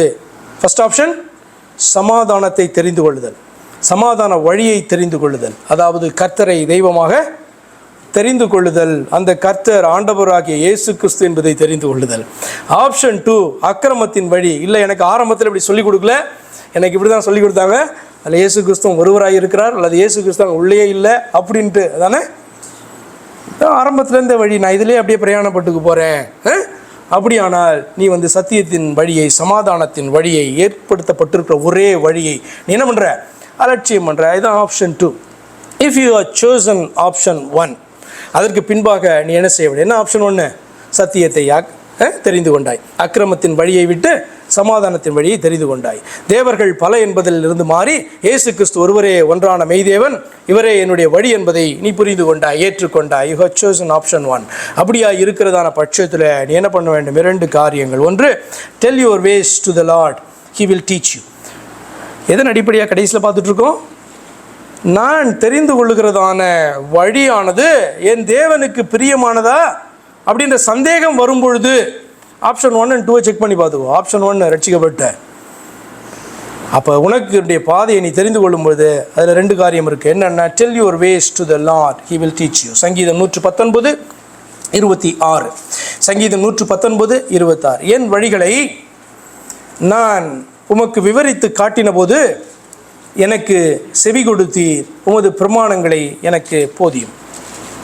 It's a kind of prayer மாத்திரம் கிடையாது, இதில் ஒரு சத்தியம் அடங்கி இருக்கிறது. என்ன அப்படின்னா, நான் ஆண்டவராகிய இயேசு கிறிஸ்துவை தெரிந்து கொண்டேன், அவரே என்னுடைய இரட்சகராகவும் என்னுடைய தெய்வமாயும் காணப்படுகிறார். இந்த பூமியிலே மாம்ச பிரகாரமாக பிறந்தேன், ஆனால் தேவனுடைய பிள்ளையாய் இராதபடிக்கு பிசாசின் வஞ்சனையிலே சிக்கி இருந்தேன். பிசாசின் பிள்ளையாக இருந்தேன் என்று சொல்கிறதற்கு நாவு கூசுகிறது, ஆனால் அதுதான் உண்மை. ஆனால் என்னுடைய தகப்பன் என்னை மீட்கும்படியாக இந்த பூமியில் என்னை போல் அவர் வெளிப்பட்டு இந்த காரியத்தை செய்து புத்திர சுவிகாரத்தை தந்தார். நான் ஏற்றுக்கொண்டு உள்ளே வந்திருக்கிறேன். இப்பொழுது என்னுடைய வாழ்க்கையில் அநேக காரியங்களை அனுதினமும் நான் செய்ய வேண்டும். அப்போது எந்த பாதையை தெரிந்து கொண்டு எப்படியாக நான் பயணித்தால் என்னுடைய அடிகள் உறுதிப்படுத்தப்படும் என்று சொன்னால், முதலாவது என் வழிகளை நான் உமக்கு விவரித்து காட்டின போது எனக்கு செவி கொடுத்தீர், உமது பிரமாணங்களை எனக்கு போதியும். அர்த்தம் என்ன? Tell your ways. உனக்கு புரியல, நீ தெரிந்து கொண்டதான வழி உனக்கு புரியல, இது பிரியமா ஆண்டவருக்கு புரியல, tell your ways to the Lord. ஆண்டவர்கிட்ட சொல்லு, ஆண்டவரை இதான் ஆண்டவரை நான் தெரிந்து கொண்டது. He will teach you. என்ன அப்படின்னா, அவர் பார்த்து செவி கொடுத்து, அந்த வார்த்தை சொல்லுது, விவரித்து காட்ட செவி கொடுத்தார், உமது பிரமாணங்களை எனக்கு போதியும் அப்படின்னு சொன்னால் அவர் என்ன பண்ணுவார்? டீச் பண்ணுவார். இதில் இந்த கரெக்ஷன் இருக்குது, இதில் இது சரி கிடையாது, வேறு ரூட் எடுத்துருக்க, இது எப்படி பண்ணணும், இது எப்படி எக்ஸிக்யூட் பண்ணணும் சொல்லுவாரா சொல்ல மாட்டாரா? அப்போ அந்த மாதிரி உன்னுடைய பிளானை ஆண்டவர்கிட்ட நீ சொல்ல மாட்டியா? அது மாத்திரம் எப்படி தான் இருக்கும்? ரொம்ப சிம்பிளாக இருக்கும். ஆண்டவரே நான் அப்படி போகிறேன், நீ காரியத்தை வாய்க்க பண்ணும், அவ்வளோதான் ஜெபம் இல்லை. நீ என்னென்ன பண்ண போகிறோன்னா உள்ளே பயங்கரமாக திங்க் பண்ணி வச்சுருப்ப. இது உனக்கே வசனத்தின்படி ஆராய்ந்து பார்த்தா இது கொஞ்சம் சரியில்லாத போல் இருக்குது அப்படின்லாம் தெரியும். ஆனால் ஆண்டவர்கிட்ட என்ன பண்ண மாட்டேன்? விவரித்து காண்பிக்க மாட்டேன். ஏன்னா விவரித்து காமிச்சா அவர் கண்டுபிடிச்சிடுவார். அவருக்கு தெரியாதா இல்லைண்ணா? நீ என்ன திங்க் பண்ணுற, என்ன யோசனை என்ன அவருக்கு தெரியாதா? இப்போ என்ன கேட்கிறார் ஆண்டவர்? நீ அவரிடத்துல விவரித்து காண்பிக்கும் போது ஒரு தகப்பன் சின்ன பிள்ளை அப்படியே பேசுது பாரு, அதை பேசும்போது அப்படியே கேட்டுட்டு இருக்க போல கேட்டு சந்தோஷப்பட்டு செவி கொடுத்து அதில் கரெக்ஷனை கொடுப்பாரு. இதான் சொல்லுகிறது, உம்முடைய பிரமாணங்களை எனக்கு போதியும் அப்படின்னா அவருடைய வார்த்தையின்படி அது இருந்தால் ஆண்டவர் இதுன்னு சொல்லுவார், இல்லை என்றால் இதை இப்படியாக மாற்றிக்கொள் என்று கற்றுக் கொடுப்பார். அப்போ first thing, tell your ways to the Lord, he will teach you. இரண்டாவது, commit you and your ways to the Lord, he will guide you. உன்னையும் உன்னுடையதான வழிகளையும், நீ தெரிந்து கொண்டால வழி, அந்த வழிகளையும் கர்த்தருக்கு என்ன பண்ணு? ஒப்புவித்தியா என்று சொன்னால் ஆண்டவர் உன்னை என்ன பண்ணுவார்? கைட் பண்ணுவார். ஆனால் நம்ம என்ன பண்ண மாட்டோம்? நம்ம தெரிந்து கொள்ளுகிற வழி இது சரியில்லைன்னு தெரிஞ்சால் நம்ம ஆண்டவர்கிட்ட என்ன பண்ண மாட்டோம்? அதை குறித்து பேச மாட்டோம், அதை ஒப்புவிக்கவே மாட்டோம். ஏன்னா நமக்கு தெரியும் இது ஆண்டவருக்கு பிரியமில்லாத வழி. இதே ஆண்டவர்கிட்ட ஒப்பு கொடுத்தா நமக்கே பார்த்திங்கன்னா அது குறித்து ஜெபம் பண்ணுறதுக்கே இஷ்டம் இருக்காது. காரணம் என்னென்னா நமக்கு தெரியும் ஆண்டவருடைய வார்த்தையின்படி இது சரியில்லை. அப்படி தானே? நீங்கள் ஒரு கள்ளத்தனம் பண்ண போகிறீங்கன்னா எத்தனை பேர் ஜெபம் பண்ணிட்டு போய் கள்ளத்தனம் பண்ணுவீங்க? கள்ளத்தனம்னா போய் திருடுறதை மாத்திரம் சொல்ல, நீங்கள் செய்கிறதான ஒரு காரியத்தில் ஒரு கள்ளத்தனம் அடங்கி இருக்கிறது அப்படின்னா எத்தனை பேர் ஜெபம் பண்ணிட்டு பண்ணுவீங்க? பண்ண மாட்டீங்கல்ல. காரணம் என்ன தெரியுமா? அதுக்கு குற்றம். இது நான் குற்றம் செய்ய போகிறேன் என்று அறிந்திருக்கிறபடினாலே, குற்ற உணர்வு எனக்குள் காணப்படுகிறபடினாலே, நான் தெரிந்து கொண்டதான வழி சரியில்லை அப்படின்னு இருக்கிறபடினால நான் ஜெபத்துக்கு போக மாட்டேன். அப்படி சமூகத்துக்கு போயிட்டு அதை கொண்டு பண்ண மாட்டேன், விவரித்து காண்பிக்க மாட்டேன். ஆனால் என்ன ஆலோசனை வேதம் சொல்லுகிறதுனா, commit you and you ways to the Lord, he will guide you. தேவனே, இப்போ சங்கீதம் 139:23 வாசித்து நம்ம ஜெபம் பண்ணுவோம். சங்கீதம் 139:23. தேவனே, என்னை ஆராய்ந்து என் இருதயத்தை அறிந்து கொள்ளும், என்னை சோதித்து என் சிந்தனைகளை அறிந்து கொள்ளும். நாங்கள் உங்கள்கிட்ட ஒரு கேள்வி கேட்குறேன், தேவன் நம்மளை ஆராய்ந்து அறிந்திருக்கிறாரா இல்லையா? நீங்கள் அந்த சங்கீதத்தை ஆரம்பத்தில் போனீங்கனாலே அப்படி தான் ஆரம்பிப்பான், நீர் என்னை ஆராய்ந்து அறிந்திருக்கிறீர். அப்போ நீங்கள் கேட்டாலும் கேட்கலனாலும் உங்களை ஆண்டவர் ஆராய்ந்து அறிந்திருக்கிறார். உங்களுடைய சிந்தைகளை ஆண்டவர் அறிந்திருக்கிறார். ஆனால் இப்படிப்பட்டதான ஜெபம் எதற்கு அவசியமாகிறது? சிந்தித்து பாருங்கள். நான் இங்கே பேசி கொண்டு இருக்கும்போதே, நீங்கள் உட்கார்ந்து கேட்டுக்கொண்டிருக்கும் போதே உங்களுடைய இருதயத்தினுடைய ஆழங்களை, உங்களுடைய யோசனைகளை, உங்களுடைய எண்ணங்களை ஆண்டவர் என்ன பண்ண போகிறாரு? பார்த்து கொண்டிருக்கிறார், ஆராய்ந்து அறிந்து இருக்கிறார். கம்ப்ளீட்டாக ஆண்டவருக்கு தெரியும். ஆனால் இப்படிப்பட்ட ஒரு ஜெபத்தை ஒரு மனிதன் ஏறெடுக்கிறான் என்று சொன்னால் அதனுடைய அர்த்தம் என்னென்னா, ஆண்டவரே நான் என்ன ஒப்பு கொடுக்குறேன், என்னை ஸ்கேன் பண்ணி பாருங்கள், ஸ்கேன் பண்ணி என்னை நியாயம் விசாரிங்க. அப்படி தானே? என்னுடைய சிந்தனை பொல்லாத சிந்தனையாக இருந்தால் எடுத்து போடுங்க. மாத்திரமல்ல, அந்த பொல்லாத சிந்தனைக்கான காரியத்தை எனக்கு கொடுங்க. என்னுடைய சிந்தனை நல்ல சிந்தனையாய் காணப்பட்டால் என்ன பண்ணுங்க? என்னை ஆண்டவர் அதை உறுதிப்படுத்துங்க. அப்போ இப்படிப்பட்ட ஒரு ஜெபத்தை ஒரு மனுஷன் ஏறெடுக்கணும் அப்படின்னு சொன்னால், அவன் தன்னுடைய பொல்லாத சிந்தனைகளை விட்டு, எப்போ இதை சொல்லுவான், பொல்லாத சிந்தனைகளை தள்ளி வேத வசனத்தின்படி எடுத்து போட்டு, இன்னும் அவனுக்கு தெரியல என்னுடைய வழி ஆண்டவருக்கு பிரியமில்லையான்னு தெரியல. அந்த ஒரு டவுட்டில் காணப்படும் போது தான் என்ன பண்ணுவான்? இந்த ஜெபத்தை ஏறெடுக்க முடியும். என்னென்னா, ஆண்டவரை என்னை ஆராய்ந்து பாருங்க, என்னுடைய சிந்தனைகளை என்ன பண்ணுங்க, சோதித்து நீங்கள் அறிந்து கொள்ளுங்க அப்படின்னு சொன்னால், என்னை ஸ்கேன் பண்ணுங்க ஆண்டவர், நான் உங்களுக்கு முன்னாடி வந்து நிற்கிறேன். நம்ம ஒரு ஸ்கேனிங்க்கு முன்னாடி, எக்ஸ்ரேக்கு முன்னாடி போயின்னா நம்ம என்ன பண்ணுறோம்? அந்த எக்ஸ்ரே மிஷினுக்கு முன்பாக நம்மளை எக்ஸ்போஸ் பண்ணுறோம். பாரு, ஆராய்ந்து பார்த்து உள்ளே இருக்கிறதெல்லாம் சொல்லு, அப்படி தானே? அப்போ சும்மாவே நாம் இருக்கும்பொழுதே ஆண்டவர் எல்லாம் அறிந்திருந்தாலும், எப்பொழுது ஒரு மனிதன் இப்படியாக ஒரு வார்த்தையை சொல்ல முடியும் என்று சொன்னால், தனக்குள் காணப்படுகிறதான ஆண்டவருக்கு பிரியமில்லாத காரியங்களை தள்ளிட்டு குற்ற உணர்வு காணப்பட்டால் ஆண்டவருடைய சமூகத்தில் ஒப்பு கொடுத்து மனம் திரும்பி விட்டு அவன் இப்படிப்பட்டதான ஜெபத்தை எடுக்கிற, ஆண்டவரை என்னை ஆராய்ந்து நான் ஒப்பு கொடுக்குற ஆண்டவரை, உள்ள ஃபுல்லாக ஸ்கேன் பண்ணுங்கள், செக் பண்ணுங்கள் ஆண்டவரை, இதில் சரி இருக்குதா சரியில்லையான்னு பார்த்து என்ன வேதனை உண்டாக்க வழியை தள்ளிட்டு நித்திய வழியில். அப்போ இந்த ஜெபத்தை நீங்கள் ஏறெடுக்க வேண்டுமானால் முதலாவது மனம் திரும்ப வேண்டும், ஒப்பு கொடுக்க வேண்டும். என்னுடைய வழிகள் சரியான வழிகள் என்று நான் என்ன பண்ணுறேன்? கான்ஃபிடென்ட்டாக நம்புகிறேன். அப்படி நம்புகிற மனுஷன் ஆண்டவரை என்னை சோதித்து பாருங்கள், சரியாக இருந்தால் நடத்துங்க, என்னுடைய பாதையை உறுதிப்படுத்துங்க, இதை நான் செய்ய போகிறேன். அப்படி தானே? அது சாதாரணமான ஜெபம் அல்ல. ஏன் என்று சொன்னால், இது வாசிக்கும் போதே உங்களுக்கு தெரியும், என் ஆண்டவர் என்னுடைய நாவலை சொல் பிரவாதத்திற்கு முன்பாகவே அது என்ன பண்ணுறாரு? எல்லாவற்றையும் அறிந்திருக்கிறார். அப்போ நான் வாயினால் அதை சொல்கிறேன் அப்படின்னா என்ன சொல்லுகிறேன் அப்படின்னு சொன்னால், ஆண்டவரை செக் பண்ணி பாருங்கள், எனக்கு தெரிஞ்சு என்கிட்ட குற்றம் ஒன்றும் இல்லை. அப்படி இருந்ததுன்னா ஆண்டவர் சரி பண்ணும்படியாக, என்னை நியாயம் விசாரிக்கும்படியாக நான் ஒப்பு கொடுக்குறேன். அப்படி தானே? இப்போ ஆண்டவருடைய சமூகத்தில் நீங்கள் ஒப்பு கொடுத்து இதை செய்யும் ஆண்டவரே என்று சொல்லும்பொழுது நீங்கள் என்ன சொல்கிறீங்க? ஆண்டவரே என்னை நியாயம் விசாரிங்க, என்னை விசாரிங்க ஆண்டவரே, நீங்கள் சொன்னதான நம்முடைய வார்த்தைகளின் படி என்னை என்ன பண்ணுறேன்? ஒப்பு கொடுத்து அந்த வார்த்தைகள் என்னை போய் சீர்படுத்தி இருக்கிறது என்று நம்புகிறேன். ஆனாலும் கூட நான் தெரிந்து கொண்ட இந்த வழி எனக்கு டவுட்டாக இருக்குது அப்படின்னா நான் என்ன பண்ணுறேன்? ஆராய்ந்து பாருங்க ஆண்டவரே அப்படின்ட்டு ஒப்பு கொடுக்கிறதான ஒரு காரியம். இப்போ அப்படி எழுந்து நிற்போமா? ஆண்டவருடைய சமூகத்தில் நம்மை தாழ்த்துவோமா? என்னால் முடிந்த அளவு இந்த காரியத்தை உங்களுக்கு முன்பாக கொண்டு வந்திருக்கிறேன். ஏன்னு சொன்னால், ஒரு ஆழமான ஒரு காரியம். இப்படிப்பட்ட ஜெபத்தை ஒரு மனிதன் ஏறெடுக்க வேண்டும் என்று ஆண்டவர் விரும்புகிறார். அப்படியானால் இந்த வார்த்தைகளை நான் சொல்ல வேண்டுமானால், என்னை ஏற்கனவே அறிந்திருக்கிறதான தேவனுடைய சமூகத்தில் என்னுடைய வாயை திறந்து, ஆண்டவரே என்னை ஆராய்ந்து பாரும், என்னுடைய இருதயத்தை அறிந்து கொள்ளும், என்னை சோதித்து என் சிந்தனைகளை அறிந்து கொள்ளும் என்கிற வார்த்தையை நான் ஜெபமாக ஏறெடுக்க வேண்டுமானால் நான் என்ன பண்ணணும்? ஆராய்ந்து பார்க்கணும். என் சிந்தையை நான் ஆராய்ந்து பார்க்கணும். அது மோசமான சிந்தனையாக இருந்தால் எப்படி இருக்கும்? அதை பார்த்துட்டு எடுத்து போடணும் இல்லையா? என்னுடைய இருதயம் மனம் திரும்பாத இருதயமாக இருந்தால், முரட்டாட்டம் பண்ணுகிற இருதயமாக இருந்தால் என்ன பண்ணணும்? தன்னை தாழ்த்தி அந்த இருதயம் முதலாவது ஒப்பு கொடுக்க வேண்டும் அல்லவா? அப்படி ஒப்பு கொடுக்கும் பொழுது தானே இந்த ஜெபத்தை ஏறெடுக்க முடியும். அப்படியானால் ஆண்டவர்கிட்ட சொல்கிறோம், ஸ்கேன் மீ லார்ட், என்னை செக் பண்ணி பாருங்கள் ஆண்டவரே, அதில் காணப்படுகிறதான நிறைகளையும் குறைகளையும் நீர் மாத்திரமே அறிந்திருக்கிறீர். எனக்கு தெரிந்த குறைகளை தேவ சமூகத்திலே ஒப்பு கொடுத்து நான் மனம் திருந்தி இருக்கிறேன், ஒப்பு கொடுத்திருக்கிறேன். உம்முடைய வார்த்தைகளின்படி ஆண்டவர் இந்த காரியத்தில் நேராக்கப்பட்டு இருக்கிறேன்.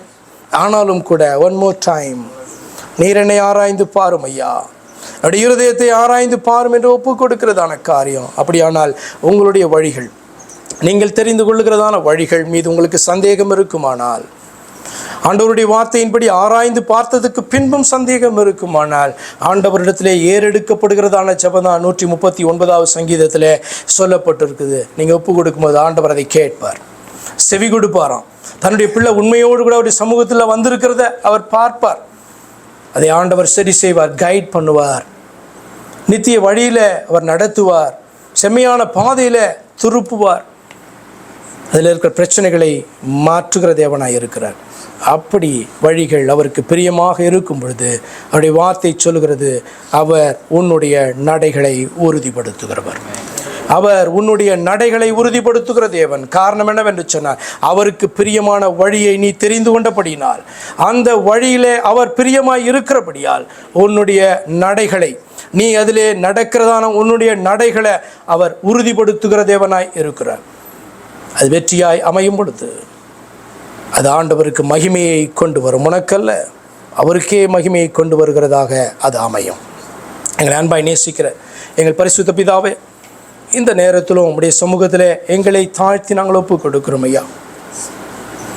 ஒரு மனிதனுடைய வழிகள் ஆண்டவரே உமக்கு பிரியமாய் இருக்க வேண்டும், உம்முடைய வார்த்தைகளின்படி அமைத்து கொள்ள வேண்டும். அதில் சந்தேகம் இருந்தால் உம்மிடத்தில் அதை ஒப்பு கொடுக்க வேண்டும். தூய மனதோடு கூட ஆண்டவரை ஒப்பு கொடுக்க வேண்டும் என்று சொல்லி எல்லாம் பார்த்தோம் ஆண்டவரே. நல்ல மனுஷனுடைய நடைகள் உம்மால் உறுதிப்படுத்தப்படும், அவனுடைய வழிகள் மேலே நீர் பிரியமாய் இருக்கிறீர் என்று நாங்கள் வாசித்தோம் ஐயா. எங்களுடைய நடைகள் ஆண்டவரே உமக்கு பிரியமாய் இருப்பதாக ஆண்டவரே. அதிலே நாங்கள் செல்லும் பொழுது எங்களுடைய நடைகள் உம்மாலே உறுதிப்படுத்தப்படுவதாக, உம்முடைய நாமமே கர்த்தாவே மகிமைப்படுவதாக. தாழ்த்தி உம்முடைய கரத்திலே ஒப்புக் கொடுக்கிறோம். கர்த்தராகிய இயேசு கிறிஸ்துவின் நாமத்தில் ஜெபிக்கிறோம் அருமை பிதாவே, ஆமென். என் ஆத்துமாவே கர்த்தரை ஸ்தோத்திரி, என் முழுவலுமே அவருடைய பரிசுத்த நாமத்தை ஸ்தோத்திரி. என் ஆத்துமாவே கர்த்தரை ஸ்தோத்திரி, கர்த்தர் செய்த சகல உபகாரங்களையும் மறவாதே. ஆமென். நம்முடைய கர்த்தராகிய இயேசு கிறிஸ்துவின் கிருபையும் இந்த தேவனுடைய அன்பும் இந்த தேவனுடைய ஆவியின் ஐக்கியமும் மீண்டும் மீண்டும் சதா காலங்களிலும் உங்கள் அனைவரோடும் கூட இருப்பதாக. ஆமென்.